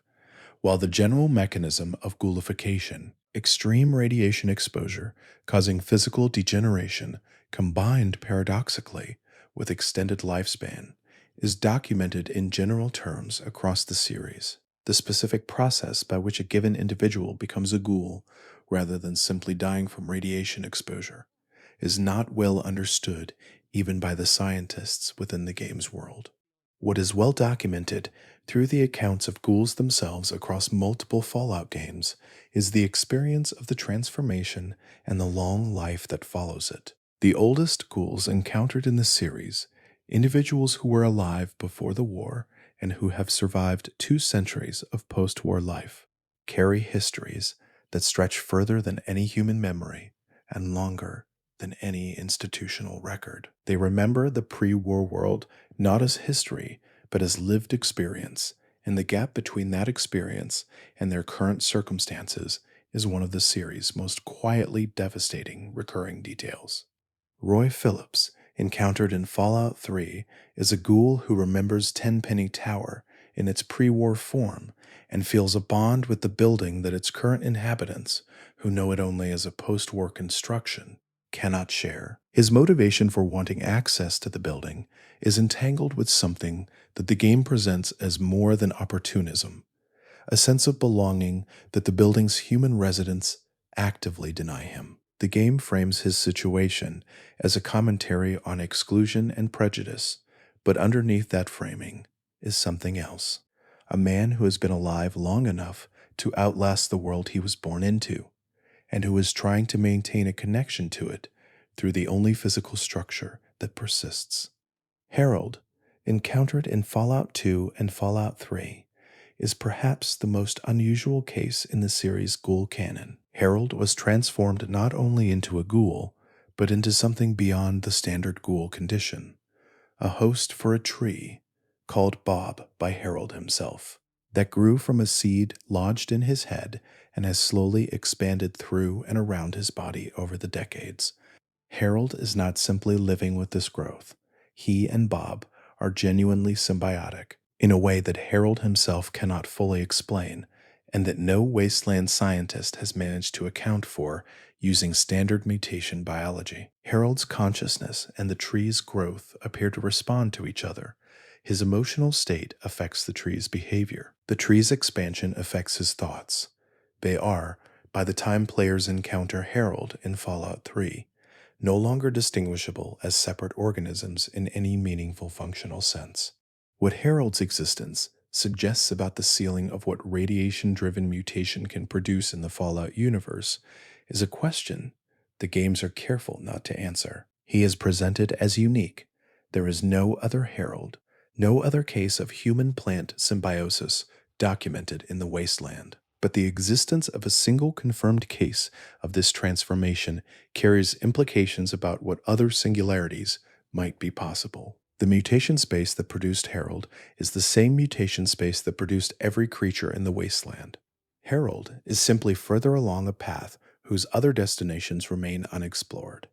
Most wasteland economies in the Fallout universe operate on the surface, visible and comprehensible, even when they are complex. The use of bottle caps as currency, the trade routes between settlements, the value systems of different factions, these are elements that players can observe and participate in directly. In the capital wasteland of Fallout 3, however, there is evidence of an economic layer that operates beneath the visible surface, one that several characters acknowledge indirectly without ever making it the subject of sustained conversation.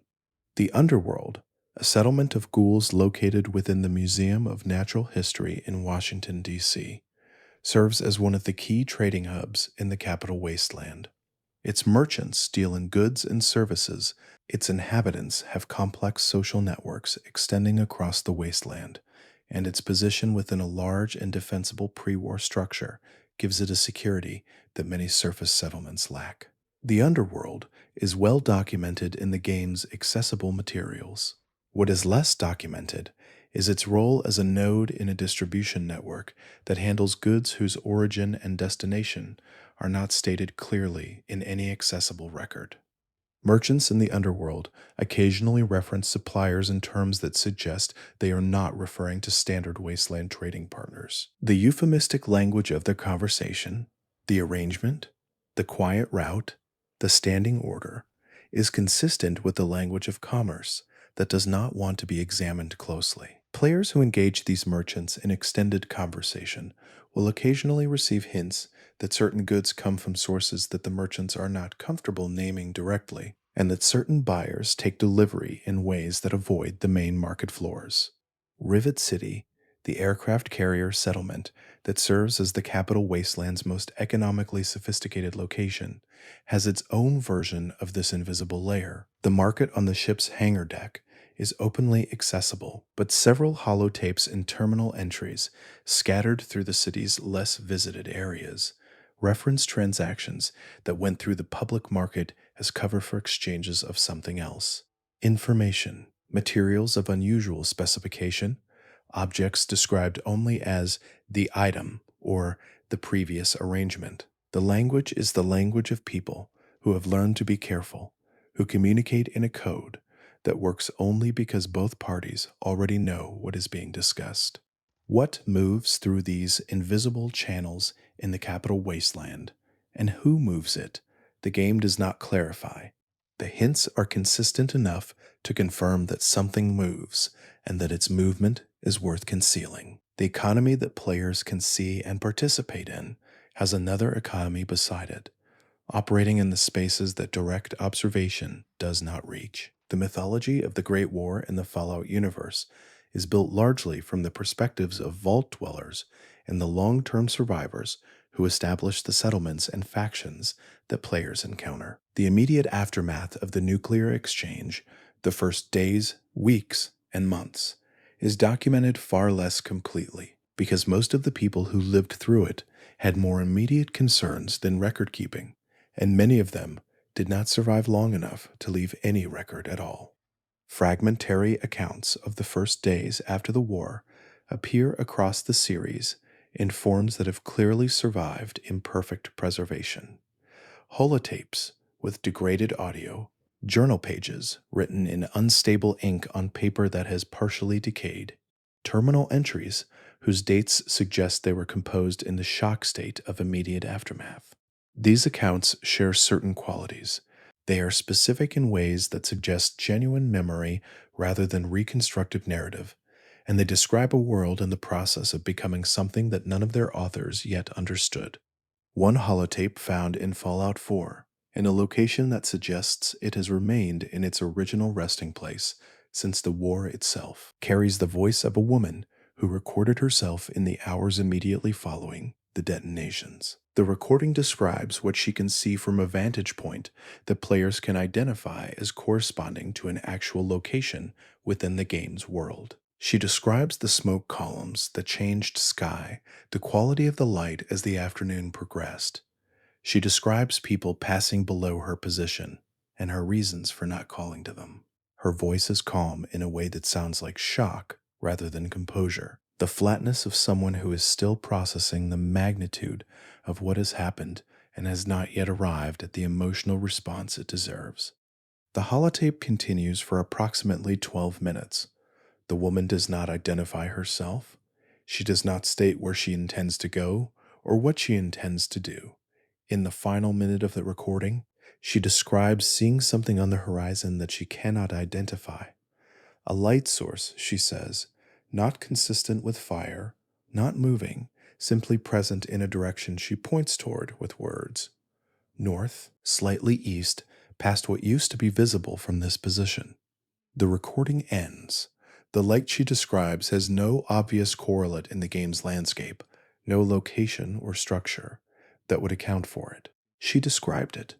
The game preserved her description. What she saw remains her secret.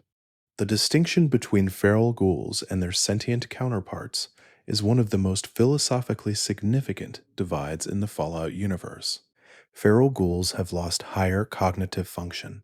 They retain their physical resilience and their instinctive responses, but not their personalities, their memories, or their ability to communicate.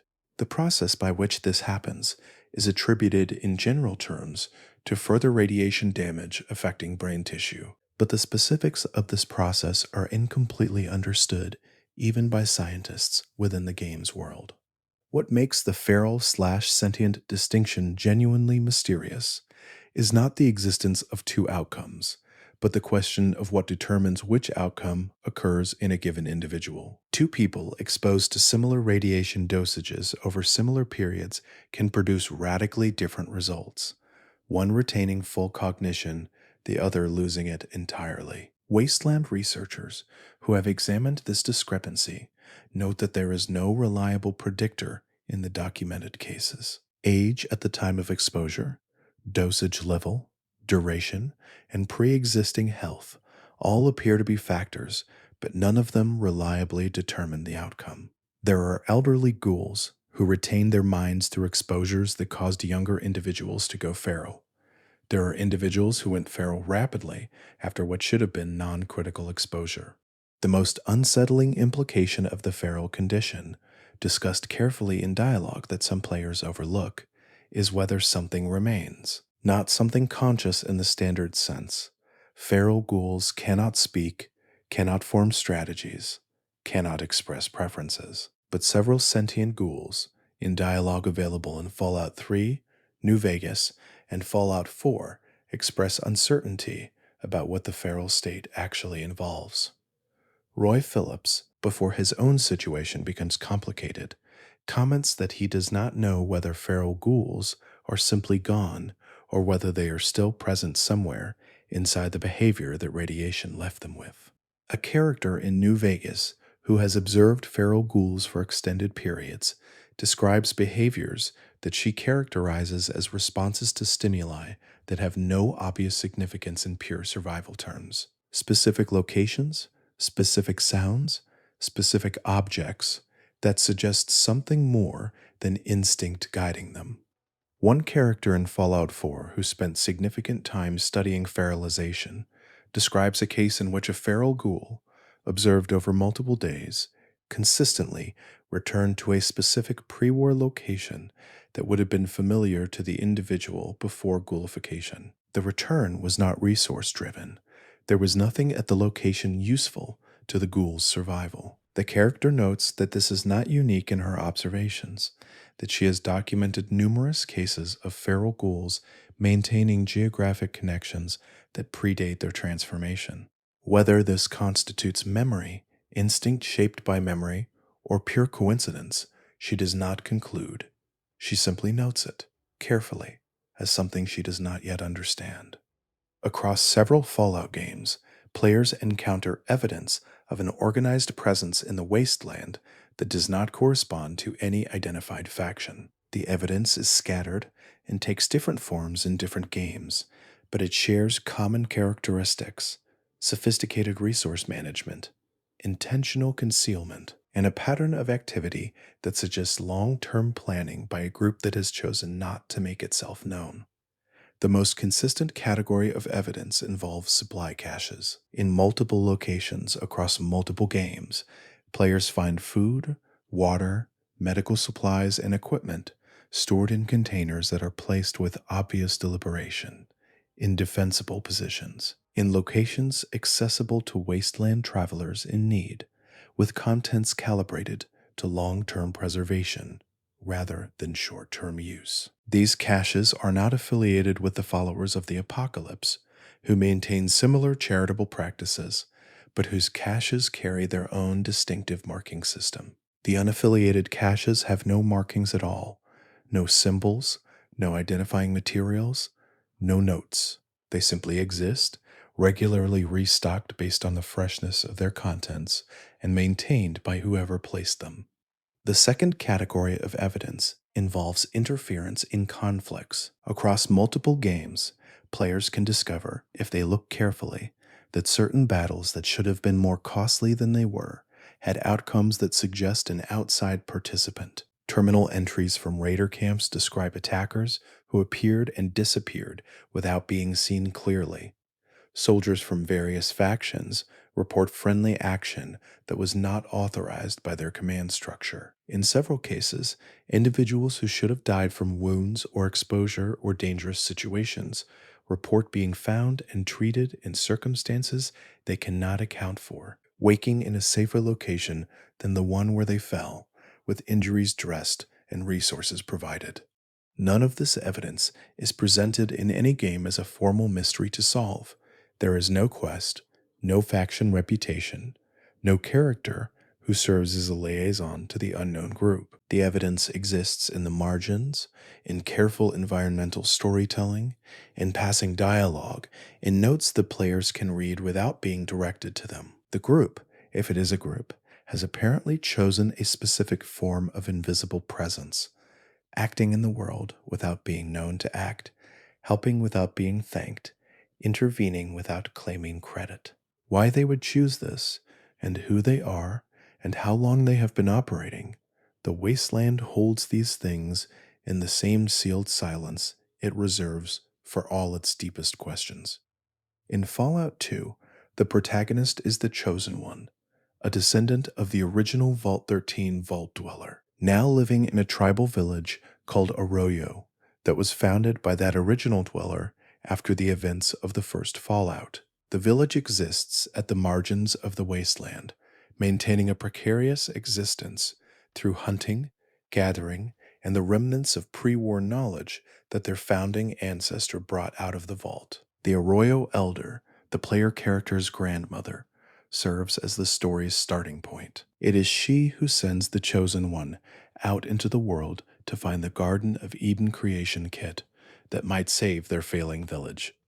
Her role in the narrative is functional, but she carries within her dialogue, for players who spend time speaking with her, fragments of memory that do not fit neatly into the village's documented history.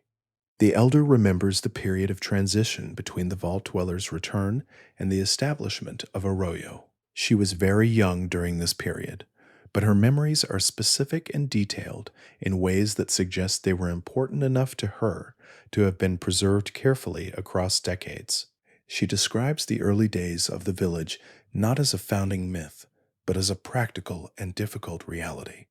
The wrong plants in the wrong soil, the wrong shelter in the wrong season, the wrong assumptions about what the surface world would require of people accustomed to vault conditions. She describes the Vault Dweller as both the village's foundation and its primary problem, a person whose knowledge was invaluable and whose psychology was shaped by experiences that the emerging village could not fully share. One detail the Elder mentions in passing, which she does not develop further because it was apparently unremarkable to her, is that the Vault Dweller maintained contact with someone outside Arroyo for several years after the village was established. She describes courier visits, sealed packages that the Vault Dweller received and sent, and conversations that were always conducted privately. She does not know who the correspondence was with. She says the Vault Dweller never told her, and that after a certain point, the couriers stopped coming, and the Vault Dweller did not speak of it again. The correspondence ends without explanation, and the Elder, who noticed it as a child and retained the memory into great age, cannot say what it meant or whether it mattered. The Vault Dweller's journals, partially accessible in Fallout 2's canon documents, do not reference this correspondence. Whatever was exchanged, and with whoever it was exchanged, remained outside the recorded history, a thread that connected the protagonist of the first Fallout game to the wider world. Maintained quietly for years, and then quietly severed, leaving only a grandmother's fragmented childhood memory to mark that it existed at all. In every Fallout game, the explorable world has a boundary, a point beyond which the engine simply does not render, where the landscape ends and the void of ungenerated space begins. Players who have tested these boundaries through various means have consistently noted something that game developers have never formally addressed: the behavior of certain NPCs near the map's edges. In Fallout 3, specific non-player characters who are assigned wandering movement patterns will, when their path takes them near the map boundary, pause at a point just inside the renderable area and face outward. They do not trigger dialogue. They do not behave aggressively. They simply stop, face the boundary, and remain in that position for a duration that varies between individuals, but is always longer than a standard pathfinding pause. Then they resume their previous behavior as though the pause had not occurred. This behavior could be a pathfinding artifact, a navigation system responding to the impassable terrain that the map boundary technically represents. The most straightforward explanation is that the engine treats the boundary as an obstacle, and characters who encounter obstacles sometimes default to a pausing state before recalculating their path. That explanation is reasonable and likely correct for most cases, but it does not account for the facing direction. Characters pausing in response to an obstacle typically face toward it, in the direction of movement that was blocked. The characters near Fallout 3's boundaries face outward toward the boundary itself, as though drawn to look at whatever lies beyond the edge of the known world, as though the void past the map's end contains something worth attending to. Whether that is an artifact of the pause state's default character orientation, or an unintentional poetic detail about the nature of edges and limits, the wasteland offers, as it so often does, no clean answer. Only the posture of figures standing at the rim of everything they know, looking into the dark beyond the last rendered stone. The original Vault Dweller, the protagonist of the very first Fallout game, is one of the most consequential figures in the entire series. Their journey from the confined certainty of Vault 13 into the brutal uncertainty of the wasteland shaped the course of post-war history in ways that subsequent games continue to feel. The Master's army was defeated. The water chip was recovered. The threat that would have unified the wasteland under a single fractured will was ended. And then, with quiet finality, the Vault Dweller was exiled from the vault that had sent them out to do the very things that made the Overseer afraid of their return. The exile is documented and canon. What happens after the exile is less certain. The Vault Dweller walked north, the direction given in the epilogue of the first game, into terrain that the wasteland had not yet mapped. They had no destination in the conventional sense. They had skills, experience, and the accumulated knowledge of everything they had survived. They also had, according to fragments in Fallout 2's backstory, an eventually successful effort to build something, the village of Arroyo, the community that would produce the Chosen One generations later. But the years between the exile and the founding of Arroyo are a space that the lore acknowledges without illuminating. The Vault Dweller's memoirs, referenced in Fallout 2 and partially accessible through the game's documentation, cover portions of this period in the way that a personal account covers the parts of a life its author chose to preserve and omits the parts they chose not to. The early years of wandering are described in general terms. The decision to settle is described in general terms. The specific events of the transition, the conflicts, the encounters, the choices that shaped what Arroyo would eventually become, are either missing from the accessible portions or were never written down. One persistent question involves a figure mentioned in the early entries of the Vault Dweller's memoirs, whom scholars of the lore have called the Companion. This figure is referenced repeatedly in the first year of the memoir's coverage, always by initials that do not correspond to any named character from the first Fallout game. They appear to have traveled with the Vault Dweller for a significant period, sharing resources and skills. Then, somewhere around the second year of the memoir's coverage, the initials stop appearing. No death is recorded. No departure is noted.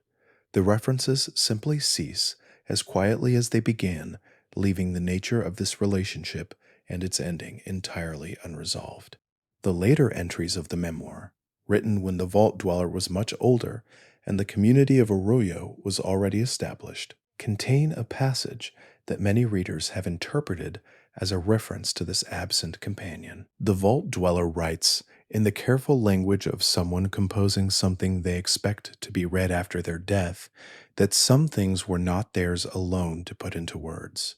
The restraint of that sentence, its deliberate vagueness, its unusual emotional weight relative to the practical prose surrounding it, suggests that the absent figure from the early entries mattered in a way the memoir was not willing to fully state.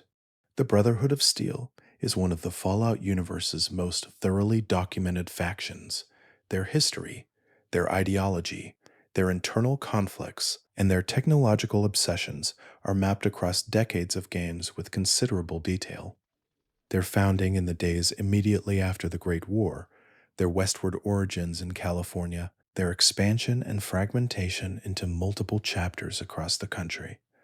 All of this is part of the series' established backbone. And yet, within that thoroughly documented history, there exists a section of Brotherhood records that the faction itself treats with unusual reticence. The Deep Archive, referenced in terminal entries accessible in multiple Fallout games, is described in those entries as a collection of pre war documents obtained during the Brotherhood's earliest years of operation. The Brotherhood was founded by soldiers who had access to high level military installations, and those installations contained materials that had not been made public before the war.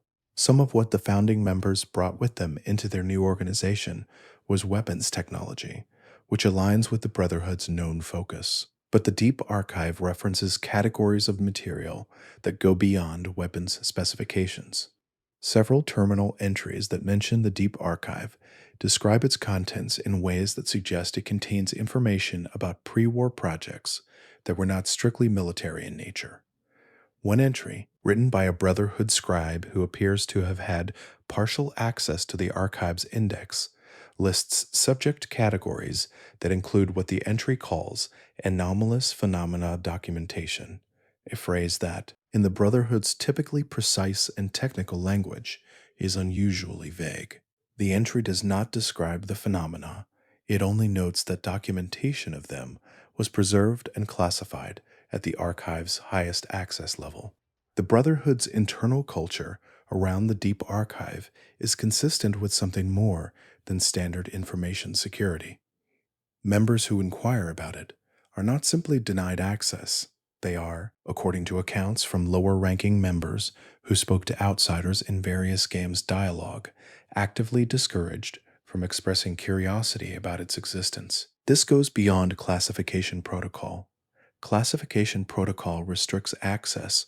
What the Brotherhood apparently practices around the Deep Archive is closer to suppression of awareness. A posture that suggests the leadership believes even knowing the archive exists and contains what it contains would be unsettling to those who are not prepared for it. What the anomalous phenomena documentation actually describes, and what the Brotherhood's founders believed they were preserving, is a question the series has never directly answered. The archive is referenced enough to confirm it exists within the canon.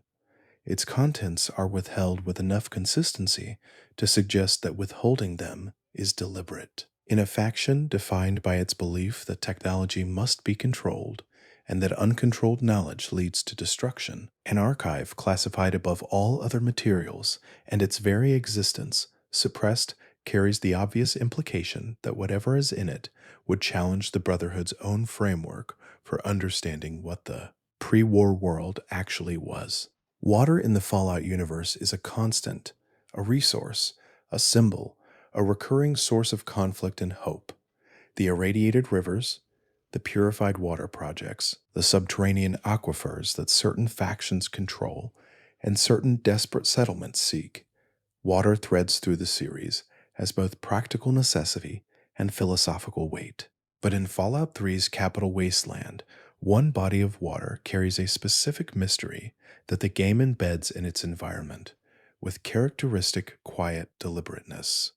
The Potomac River, which runs through the heart of the capital wasteland, is documented in the game's lore as heavily irradiated and largely impassable without protection.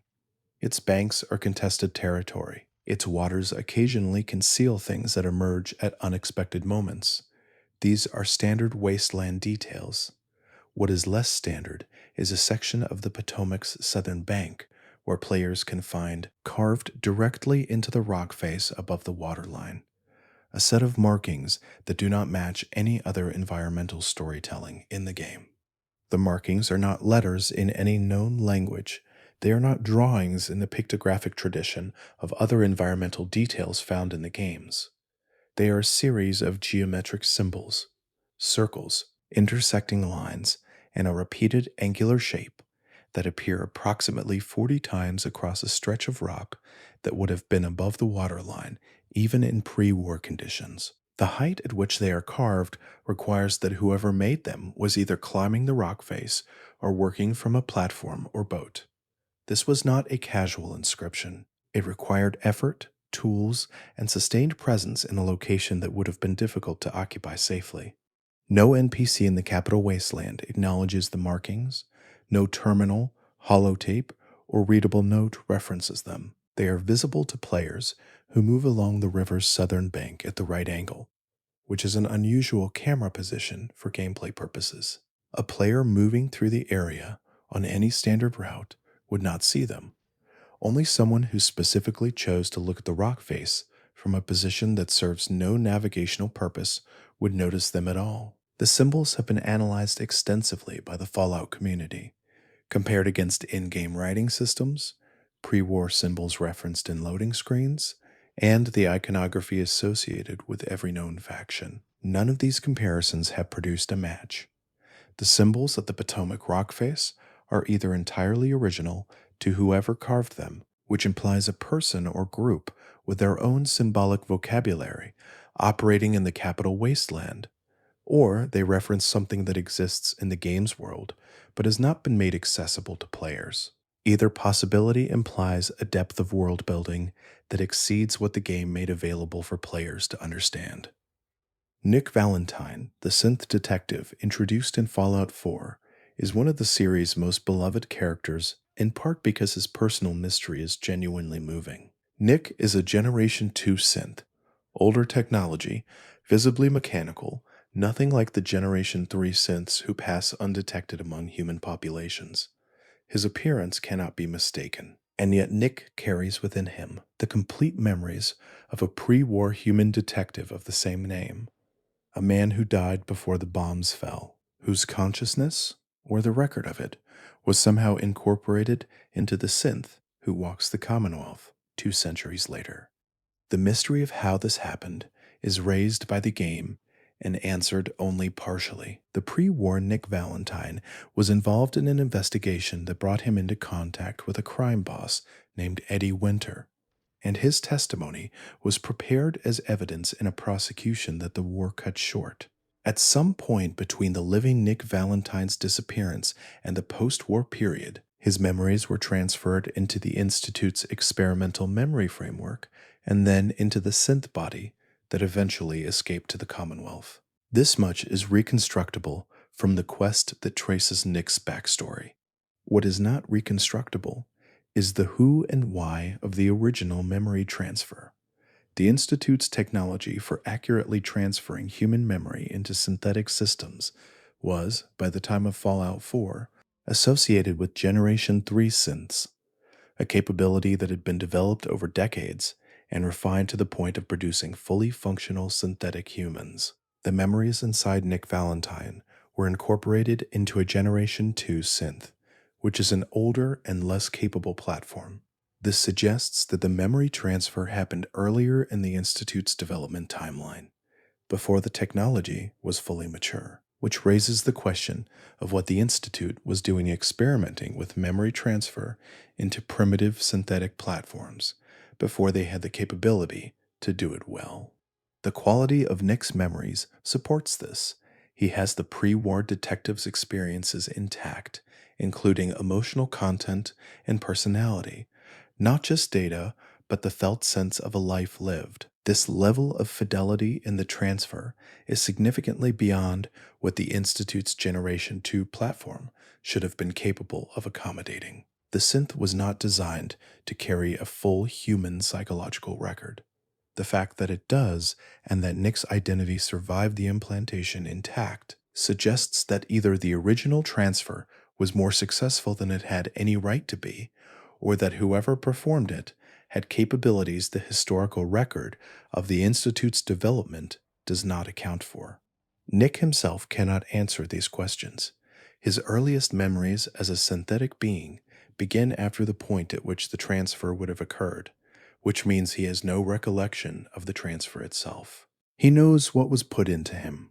He does not know who put it there or precisely why, beyond the general thesis that the Institute was studying memory and found him a convenient subject. The man who remembers everything about being Nick Valentine does not remember becoming Nick Valentine, and that gap is not a small one.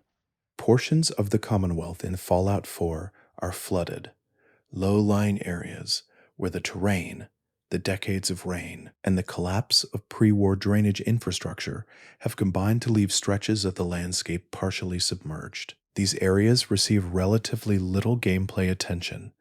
They are difficult to navigate, low in resources, and sparsely populated by threats or interest. But players who explore them carefully find a layer of environmental storytelling that is denser than the flooded terrain's peripheral status in the game might suggest. The flooding in certain Commonwealth districts reached depths that submerged the ground floors of pre-war buildings entirely. Players with underwater movement capability can explore these submerged ground levels, and what they find there is the preserved detritus of the pre-war world at the moment the water reached it. Furniture still in place, objects still on surfaces, arrangements that were last touched by the people who lived or worked there before the war and have remained exactly as those people left them for 2 centuries of submersion. This preservation is unusual. Standard immersion destroys most organic and many inorganic materials over the kind of timescale that post-war Fallout environments operate on. The Fallout games acknowledge this inconsistency implicitly across their worlds. Pre-war objects survive in contexts that real-world chemistry would not support, because the game's world requires them to be present for environmental storytelling. But in the flooded districts of the Commonwealth, the preservation feels particularly deliberate, as though the developers wanted the underwater floors to be readable, to carry their stories intact, even though reaching them requires effort that most players will not make. Among the most striking of these submerged environments is a pre-war legal office found in a flooded district south of Boston's downtown core. The office is completely intact.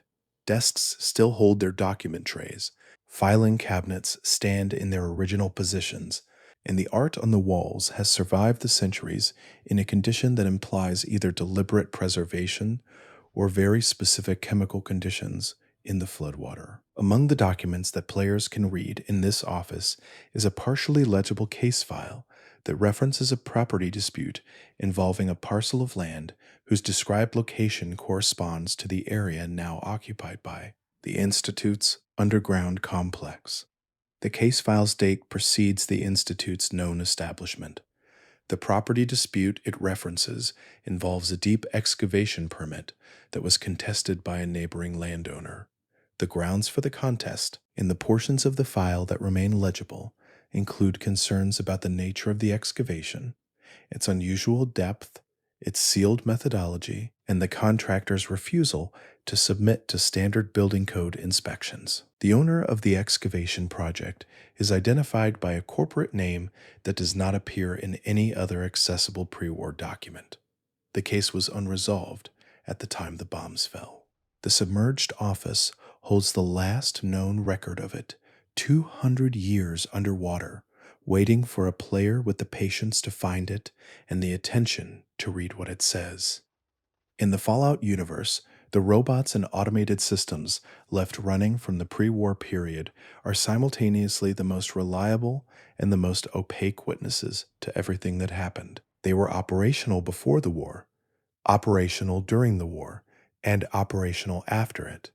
They have continuous memory of the full span of post-war history in their regions of operation. And in the vast majority of cases, they either cannot communicate what they know or have been programmed not to, running on directives set by people who have been dead for 2 centuries and who had no way of anticipating the kinds of questions that their machine's eventual interlocutors would want answered. Mr. Handy units, the floating domestic robots that appear across multiple Fallout games, are among the most information-rich automated systems in the wasteland. Many of them have been operating continuously since before the war. Their memory storage, robust against the kind of degradation that affects biological memory, retains records of the households and facilities they served with extraordinary completeness. A Mr. Handy unit that served a pre-war family in the Boston area would have continuous memory of that family's life, from installation to the present moment. Conversations overheard, activities observed, visitors noted, domestic decisions made and unmade. What players can actually access from Mr. Handy dialogue is a small fraction of what these units theoretically hold. The conversational interface that the robots present to players is designed around their operational purpose, household management, basic assistance, security, and does not offer a pathway into the deeper archives of their observational memory. Some Mr. Handy units, when addressed in ways that approach their memory directly, respond with brief and uninformative deflections. This deflection behavior appears in their default programming, which means it was placed there by someone who anticipated that the robots might be asked about what they had observed and decided that the answer should not be freely available. The robots in pre-war government facilities present the same pattern with higher stakes. Protectron units stationed in federal buildings, military installations, and administrative centers carry operational logs from the pre-war period. Their access restriction protocols are even more robust than those of domestic models. In multiple Fallout games, players can find ways to partially bypass these restrictions through specific terminal commands, through high enough hacking skills, through quest-specific interactions, and what they find in the resulting partial data often suggests much more than it reveals. Fragments of operational logs reference events that are described by category without content, interactions with individuals described by clearance level without name, and directives received from sources identified only by code designations that do not cross-reference with any available organizational chart. The most frequently discussed example of this is in Fallout 3, where a specific Protectron unit in a federal building near the mall can be accessed through a terminal command that bypasses its standard conversational interface. The resulting readout is largely filled with corrupted data, but one entry near the end of the accessible log, dated to a time period 2 weeks before the Great War, records a visit to the facility by individuals whose clearance level is described as above listed architecture. This phrase is unusual in bureaucratic documentation. Standard clearance systems list levels numerically or by name. Above listed architecture describes a clearance that the facility's own access system was not designed to categorize. People who existed outside the system the robot was given to understand. What they did in the facility during that visit is not in the log. The robot was, apparently, instructed not to record it. Beyond the major settlements that players visit in every Fallout game, the hubs of commerce, conflict, and story, there exists a secondary layer of the wasteland that receives far less attention. Small camps, isolated farmsteads, single buildings occupied by one or two individuals who have chosen distance from larger communities. These marginal locations are not always empty. Sometimes they hold the most concentrated lore in a given game's geography, compressed into environmental details and rare interactions that reward sustained attention. In Fallout 4, a small cluster of pre-war farmhouses in the Eastern Commonwealth holds one such concentration. The houses are unremarkable from a distance, standard pre-war construction, standard level of ruin. Players who approach them find signs of very recent occupation, fire still warm, food stores that have been used within recent days, personal items of evident value left behind as though the occupants left in haste. There are no bodies, there is no evidence of conflict. The people who were here simply are not here anymore. A holotape left on a kitchen table, partially recorded over with ambient noise, contains approximately 30 seconds of a conversation that the recording's original author clearly did not intend to capture. The conversation is between 2 or 3 individuals whose voices overlap in a way that makes individual words difficult to separate. What is distinguishable is the tone. Calm, purposeful, clearly the conversation of people who have decided something and are working out how to execute that decision. One phrase emerges clearly, the way they said it would be. No antecedent for the way, or they, is provided by the tape. The conversation ends abruptly, as though one of the speakers reached over and stopped the recording. The abandoned farmhouses appear on no faction's map as a known location.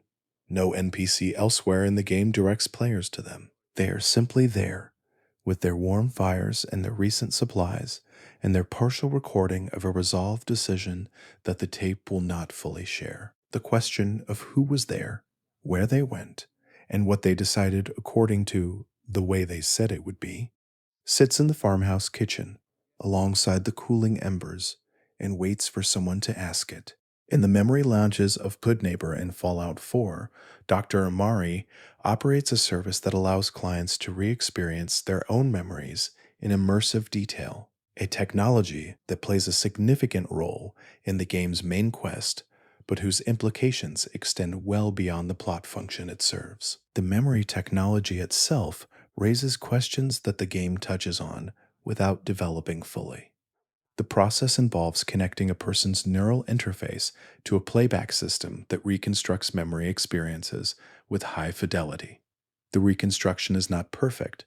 Memories shift and alter in the playback, influenced by the way they have been encoded and re-encoded over time, shaped by emotional valence and the natural processes of human recollection. Dr. Amari acknowledges this imperfection in dialogue, noting that the technology shows what the mind retained, not necessarily what actually happened. This caveat is presented practically as an operational limitation of the service, but it carries a philosophical weight that the game does not fully pursue. What the Memory Den's technology implies about the nature of memory is that every person's internal archive is a revised document, a record that has been continuously updated, shaped, and in some cases fundamentally altered by the processes of a living mind. The memories that patients enter the den to experience may feel true, may feel like the lived originals, but are experienced through a system that, by Amari's own account, cannot guarantee fidelity. A person who uses the den to revisit an important event is not necessarily revisiting that event as it occurred. They are revisiting their current neural encoding of it, which may differ from the event itself in ways neither the technology nor the person experiencing it can detect.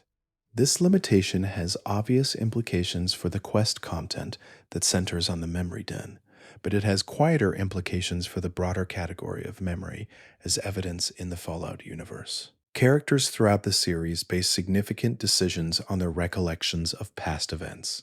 Factions maintain historical self-understanding grounded in how their founders remembered their founding. The Wasteland's social order is built in part on the stories that different groups tell about what happened and why. If memory is inherently revised, inherently shaped by the processes of a living mind that continues to update what it retains, then every account the Wasteland has ever produced of its own history is, to an unknown degree, a reconstruction of a reconstruction.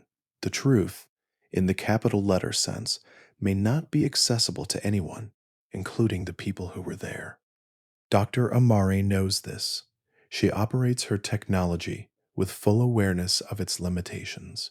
She charges for the experience regardless, because what the revised memory provides, even if not perfect fidelity, is connection, access, the felt sense of returning somewhere real. In the Wasteland, that value is not diminished by its imperfection. Sometimes the approximation of truth is what people need, and the memory den provides it, and the questions it raises about the nature of all testimony drift out the door with every client who leaves.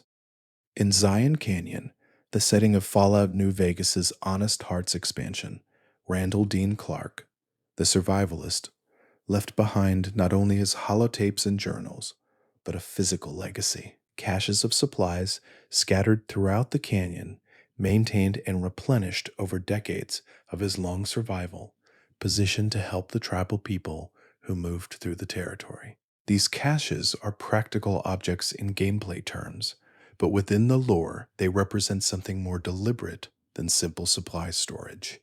The caches are positioned with a geographic intentionality that suggests Clark studied the movement patterns of the canyon's inhabitants over years, identified the points where travelers would be most in need of assistance, and placed his caches accordingly. This is not the behavior of someone responding to immediate need. This is the behavior of someone planning for a future in which they will not be present to provide help directly, establishing systems that will persist and function after their death, serving people they may never meet. Some caches contain items whose inclusion goes beyond practical survival necessity. Books, readable, still usable, appear in caches alongside food and medicine. The specific titles are not named in the game's documentation, but the category of their inclusion is noted. They are books, preserved at effort and expense, placed where wanderers would find them. The decision to include books in survival caches, designed for tribal peoples who may not share Clark's literacy, suggests something about what Clark believed survival ultimately required beyond the physical. He was not simply sustaining bodies in Zion. He was maintaining a belief that the things worth surviving for included access to the accumulated thought of the civilization that the war destroyed. The last cache Clark established before his death is the most intriguing. Its location is not indicated on any map the game provides to players. It requires following a chain of geographic clues embedded in Clark's late journal entries, references to landmarks, to the direction of morning light on certain features of the canyon, to a specific sound that can be heard from the correct position. Players who follow these clues to their conclusion find a cache that is different in character from the others. It is larger, it is more carefully sealed against moisture and time, and it contains, among the practical supplies, a document that is not a holotape and not a journal entry, but something Clark appears to have written specifically for whoever found this cache, a letter addressed to no one by name, which begins with the acknowledgement that the writer does not know who will be reading it and ends with the statement that it does not matter. The middle of the letter contains something the game does not reproduce directly. The in-game description notes that it has been read many times by different hands. The page is soft from handling. Whatever Clark wrote in that letter, people found it and returned to it, and its content was worth returning to. The game keeps it sealed, which may be the most respectful thing it could do. In Fallout 4, among the many pre-war artifacts the players can discover and examine, there is one item that has generated sustained discussion from the lore community for reasons that go beyond standard curiosity. The item appears in a secure case within a specific building that players access during a side quest. The case's security level is higher than the surrounding environment warrants. The building is not a military installation, not a research facility, not a location with obvious high-value contents. It is a commercial property, and the secure case is in a back storage room, and the game does not draw attention to it or direct players toward it in any way. The item in the case is identified by the game's interface with a name that does not match any pre-war product category in the Fallout universe's established taxonomy.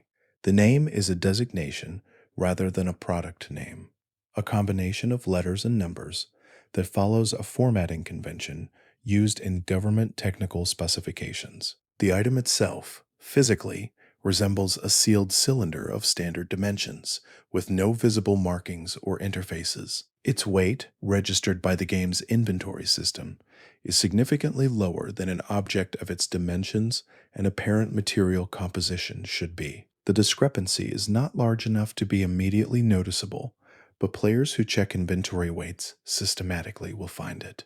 No holotape, terminal entry, or NPC dialogue in the game references this item or the secure case that held it. The quest that gives players access to the building does not involve the case in any way. The case's security measures must be bypassed separately by choice and yield nothing in terms of quest progression or character advancement. The item has no special properties once collected.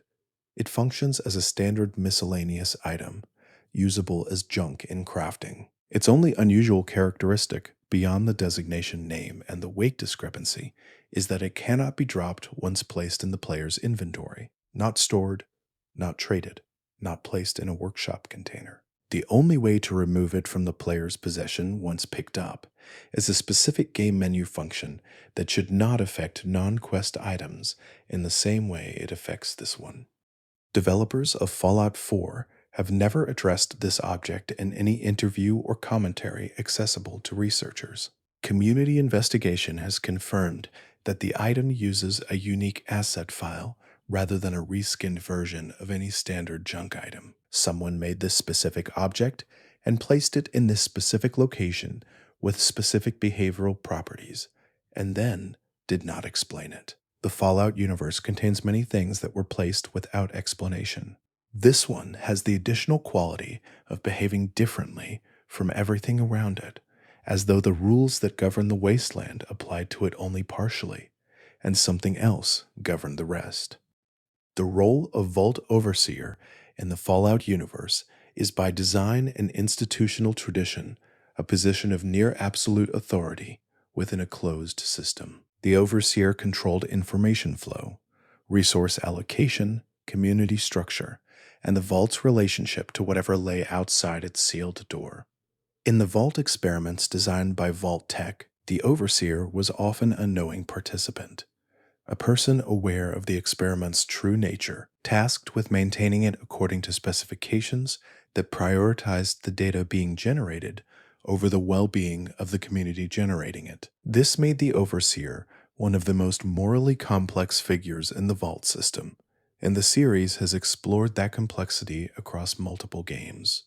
But the records of Vault administration, accessible across the series in various terminal systems, contain references to overseers who refused. Not overseers who failed, not overseers who were replaced for incompetence or disloyalty, but overseers who encountered the full truth of their Vault's experiment and chose not to continue participating in it. These figures are rare in the accessible documentation, and their fates are consistent in a way that suggests institutional policy rather than individual circumstance. One such overseer appears in records from a vault in the Capital Wasteland region, whose number is redacted from the accessible documentation. The overseer's own terminal entries survive in partial form, recovered through the kind of data archaeology that the Fallout games reward patient players for undertaking. The entries describe a period of increasing awareness as the Overseer gained access to materials that explained the Vault's experimental parameters. The entries do not record shock. They record a measured and increasingly resolved set of observations about what the experiment required versus what the people in the Vault deserved. The final entry the Overseer wrote is brief. It states that they have transmitted something to the Vault Tech monitoring frequency and that they expect a response. The entry after that was written by a different person, identified as the interim overseer. What happened between those two entries is not recorded in any accessible document. The original overseer does not appear in the Vault's population records after the date of their final entry. They are not listed as deceased. They are simply absent from the subsequent documentation, as though the role of overseer had always belonged to the person who followed them, and the previous holder of the position had never existed. Vault Tech's institutional response to someone who attempted to break the secrecy of the experiment from within was apparently thorough enough that even the process of that response was removed from accessible memory. Navarro, the Enclave oil platform and refinery installation in the California region, plays a role in Fallout 2 as an accessible location where players can obtain certain equipment and information. It is staffed by Enclave soldiers and support personnel, and its layout and operations are consistent with a functioning military installation. What is less consistent, and what has attracted sustained attention from lore researchers, is the question of where Navarro's personnel came from. The Enclave in Fallout 2 is presented as an organization with a significant headcount, enough soldiers to staff multiple installations, conduct operations across the region, and maintain the kind of institutional infrastructure that supports extended military activity. The oil rig serves as their primary base, and Navarro is one of their surface facilities. Their total population, implied by their operational capacity, is substantially larger than the initial survivor group who would have founded the Enclave in the immediate aftermath of the war. Generational reproduction over 2 centuries explains the numbers to a degree. But the Enclave's documented recruitment practices, which strongly favor genetic purity and ideological conformity, would make significant expansion through open recruitment in the wasteland essentially impossible by their own standards. The organization that insists on the inferiority of wastelander genetics cannot simultaneously solve its personnel shortage by recruiting wastelanders. The math of 2 centuries of isolated reproduction, starting from the relatively small population of the pre-war continuation of government bunker, does not easily produce the institutional scale that Fallout 2 implies.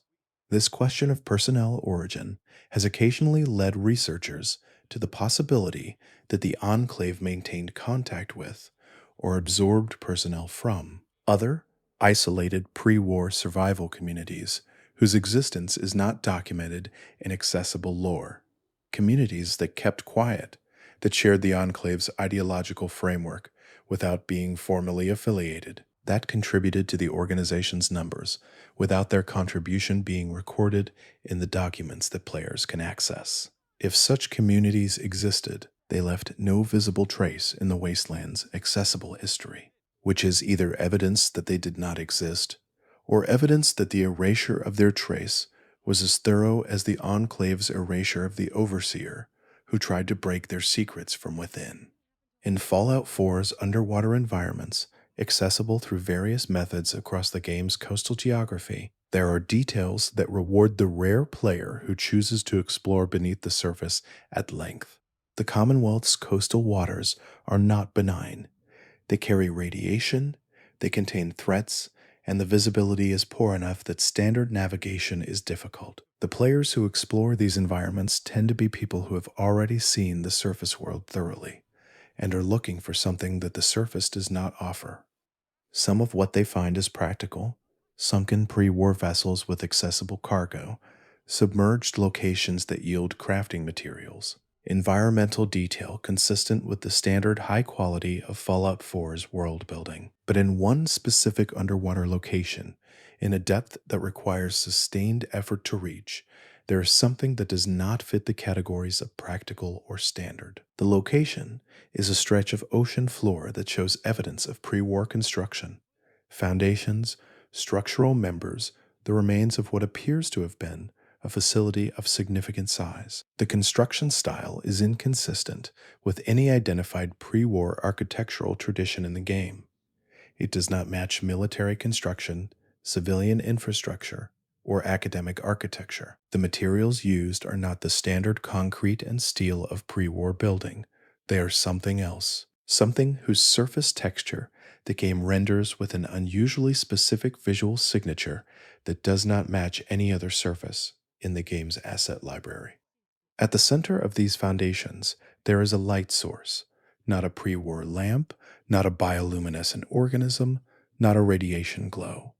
A light source that the game does not explain or label, that emits a quality of illumination distinct from every other light source in the game's world, that does not flicker or degrade over time, and that has apparently been operational since before the war. The light is not bright. It would not be visible from the surface, but at the depth where the foundations sit, it provides enough illumination to see by, steady and patient, indifferent to the 2 centuries that have passed above it. No quest leads to this location. No character in the game acknowledges its existence. The light continues to function by principles the game does not articulate, in a location that should not contain a functioning light source, surrounded by construction that should not exist in a style that should not be present in the Commonwealth's known architectural history. The wasteland has placed it here, at depth, in the dark, and left it to whoever happens to find it, which may be the most honest thing it could do with something that has no explanation. Some things in the wasteland are not riddles. They are simply facts that arrived without their context, and the context is somewhere in the deep that has not yet been reached. Among the vault experiments documented across the Fallout series, the majority were imposed on populations who did not know they were participating in an experiment. Vault text deception was comprehensive. People believed they were entering safe havens and found themselves in controlled conditions designed to generate data rather than survival. The exploitation was structural, built into the vault system at the level of institutional design. But there are hints, scattered across the accessible lore, of a vault whose experiment was conducted with the explicit knowledge and consent of at least some of its participants. Not all of them.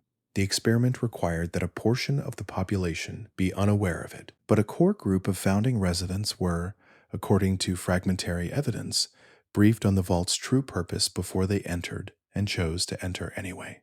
The experiment this vault conducted involved a long-term study of what the documentation calls chosen selection dynamics, the question of how a community behaves when some members know information that others do not, when the informed members have explicitly accepted the burden of their knowledge as a condition of participation, and when the nature of that information directly affects the unknowing members' lives. This is a different category of experiment from most vault studies, which imposed conditions without consent and observed outcomes. This experiment made consent to impose conditions on others a part of its design, which transforms the informed participants from experimental subjects into something closer to experimental agents.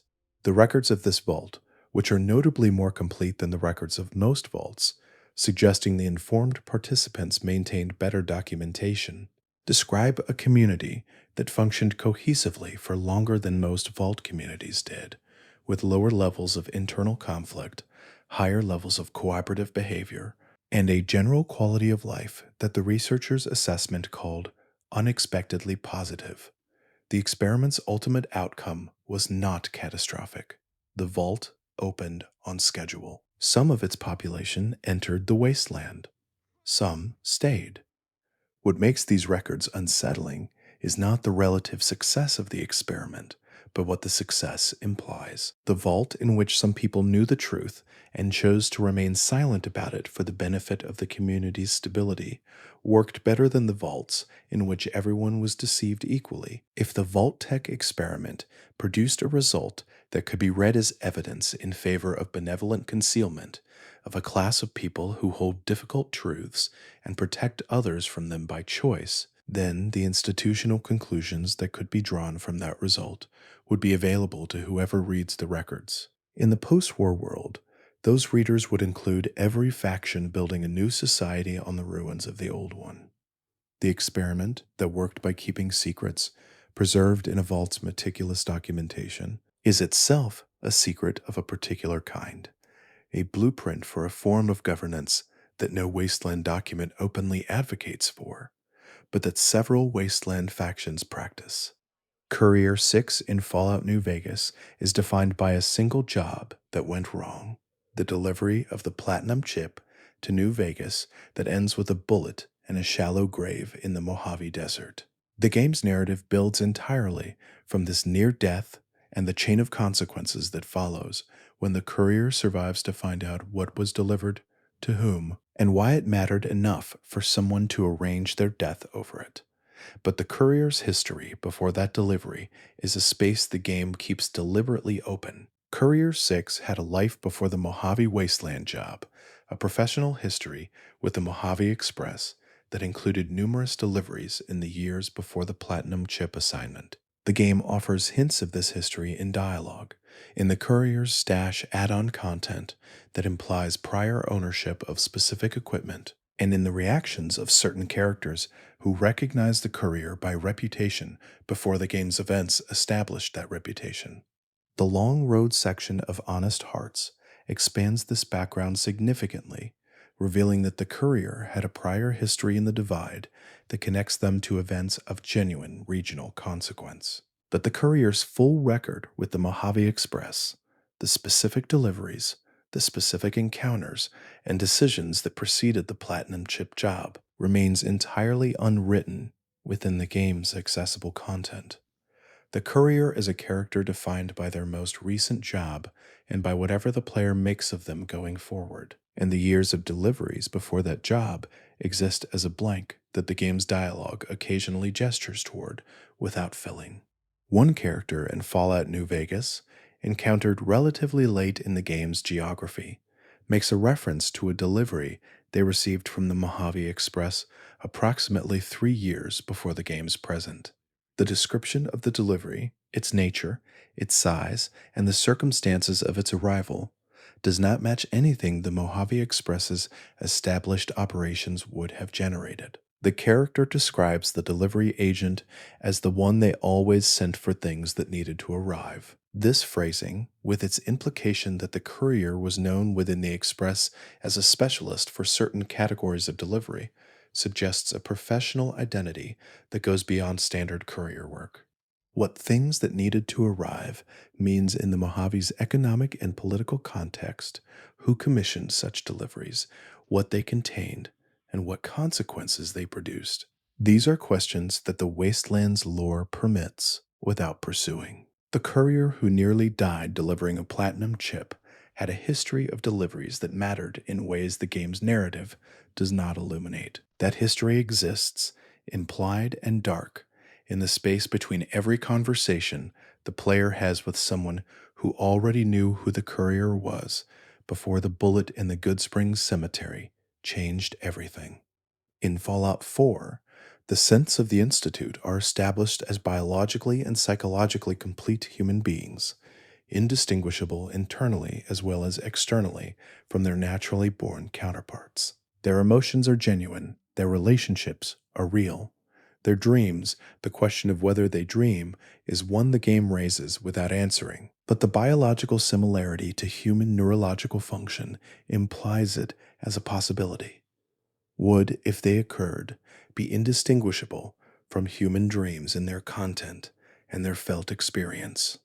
This possibility is raised obliquely in dialogue with certain companion characters and in holotapes found within the Institute's residential areas. One holotape, recorded by a synth resident who had been living within the Institute for years, describes a recurring experience that the author calls a memory of something that never happened. The description is of a specific location, not the Institute, not anywhere the synth has been, rendered with the kind of sensory specificity that characterizes strong memory rather than imagination. The author notes that the location feels familiar in a way that their actual memories do not, and that the experience of returning to it during sleep carries an emotional weight that the author cannot explain in relation to their documented life history.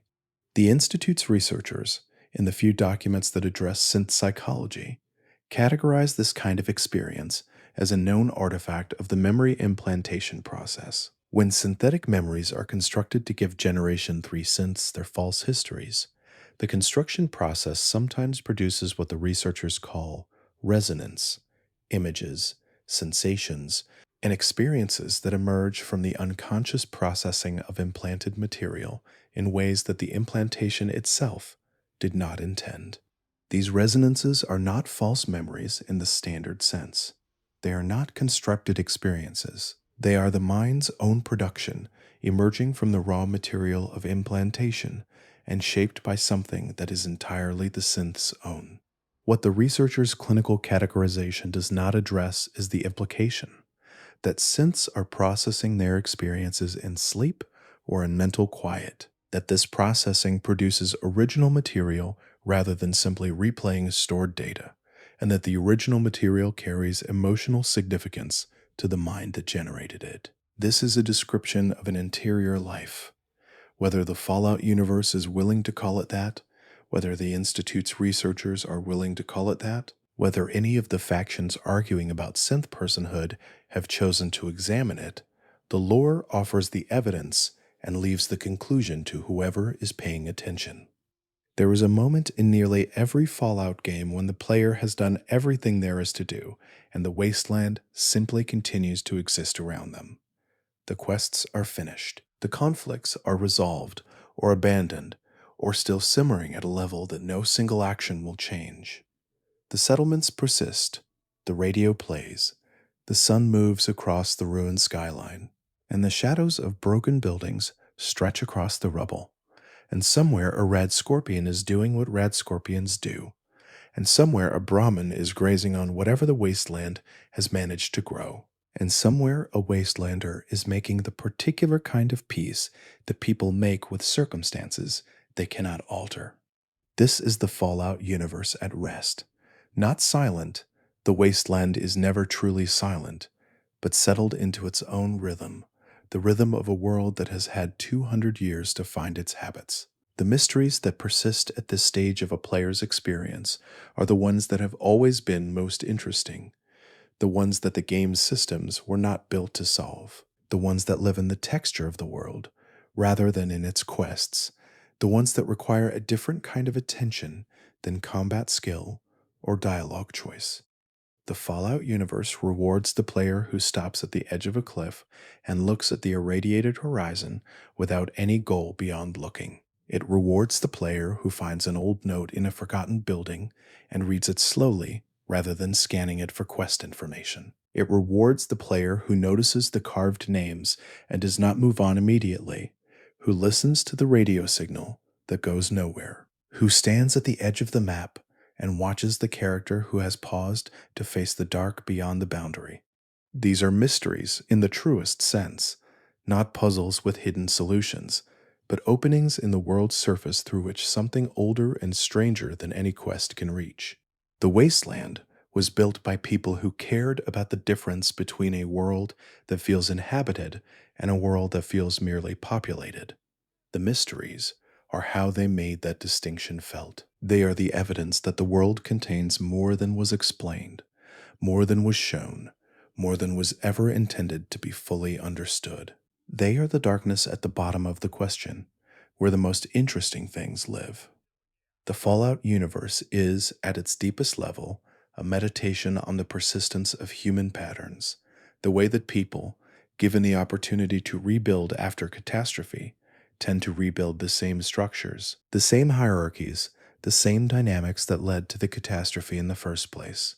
The vaults rebuilt pre-war society in compressed and controlled form, and produced the same results. The factions that emerged from the wasteland replicated the nation-state conflicts of the old world with new flags and the same underlying logic.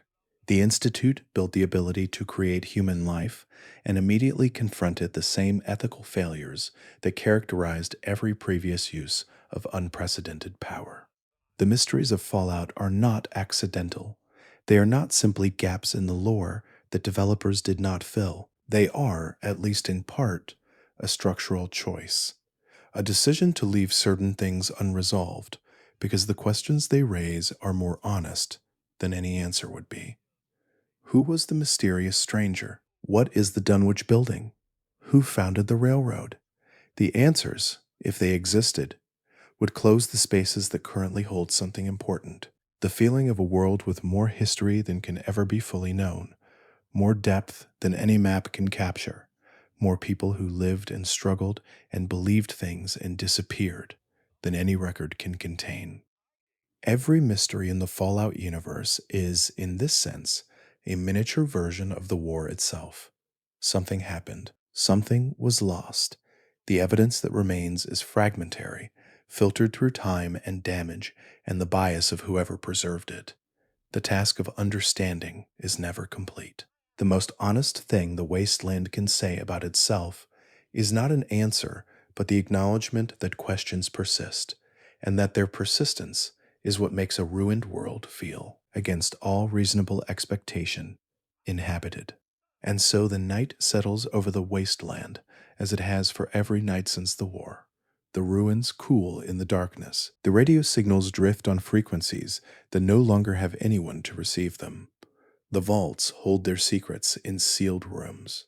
The signal that says "still here" keeps transmitting into the dark, into the silence, into whatever might be listening. The mysterious stranger stands somewhere at the edge of a ruined town, coat settled over still shoulders, watching something that is not quite visible. The children of Adam keep their vigil by their lanterns, speaking in tones too low to carry far. Captain Zhao navigates water that may or may not remember where his home used to be. The architect of the Institute's finest achievement goes unnamed in every record, but carved names in the maintenance corridor wait for someone who already knows them. The wasteland's mysteries are patient.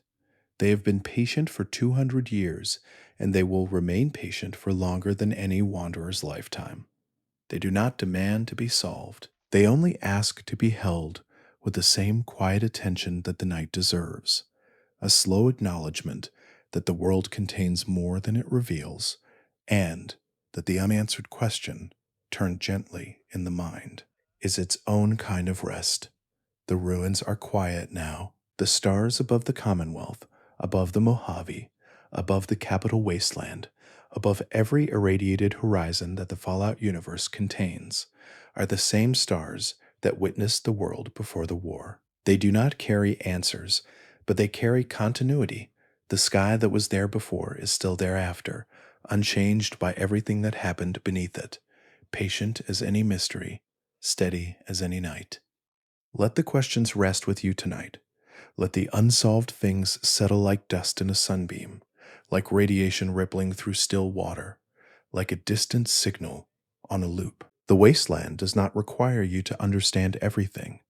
It only asks that you drift through it gently, that you notice the small things placed with intention, and that when the darkness comes for you at last, you meet it with the same calm that the best wanderers carry with them, unhurried, unafraid, and quietly at peace with everything they do not yet know. The light is off in Vault 101. The overseer's chair sits empty in the dark. The carved names hold their place in the maintenance corridor, unchanged. And somewhere beneath the Commonwealth, beneath all the old arguments about survival and humanity and what the future is supposed to look like, the deep question hums like a fusion core, patient, continuous, still here. Sleep well. The wasteland will be here when you return. The questions will be here too, patient as the stars above the Commonwealth, patient as the glow of a Pip-Boy in the dark, patient as every sealed vault door that has not yet been opened by the person carrying the right key. They do not need to be answered tonight. They only need to be held, gently, the way the wasteland holds everything it cannot explain, with a kind of grace that has survived 200 years of not knowing, and asks for nothing more than that you carry the wondering with you as you drift away. Thanks for watching. If you felt calm wandering through these soft moments, there's another video on the left of your screen. Maybe let it play as you settle in. It might guide you into an even deeper rest.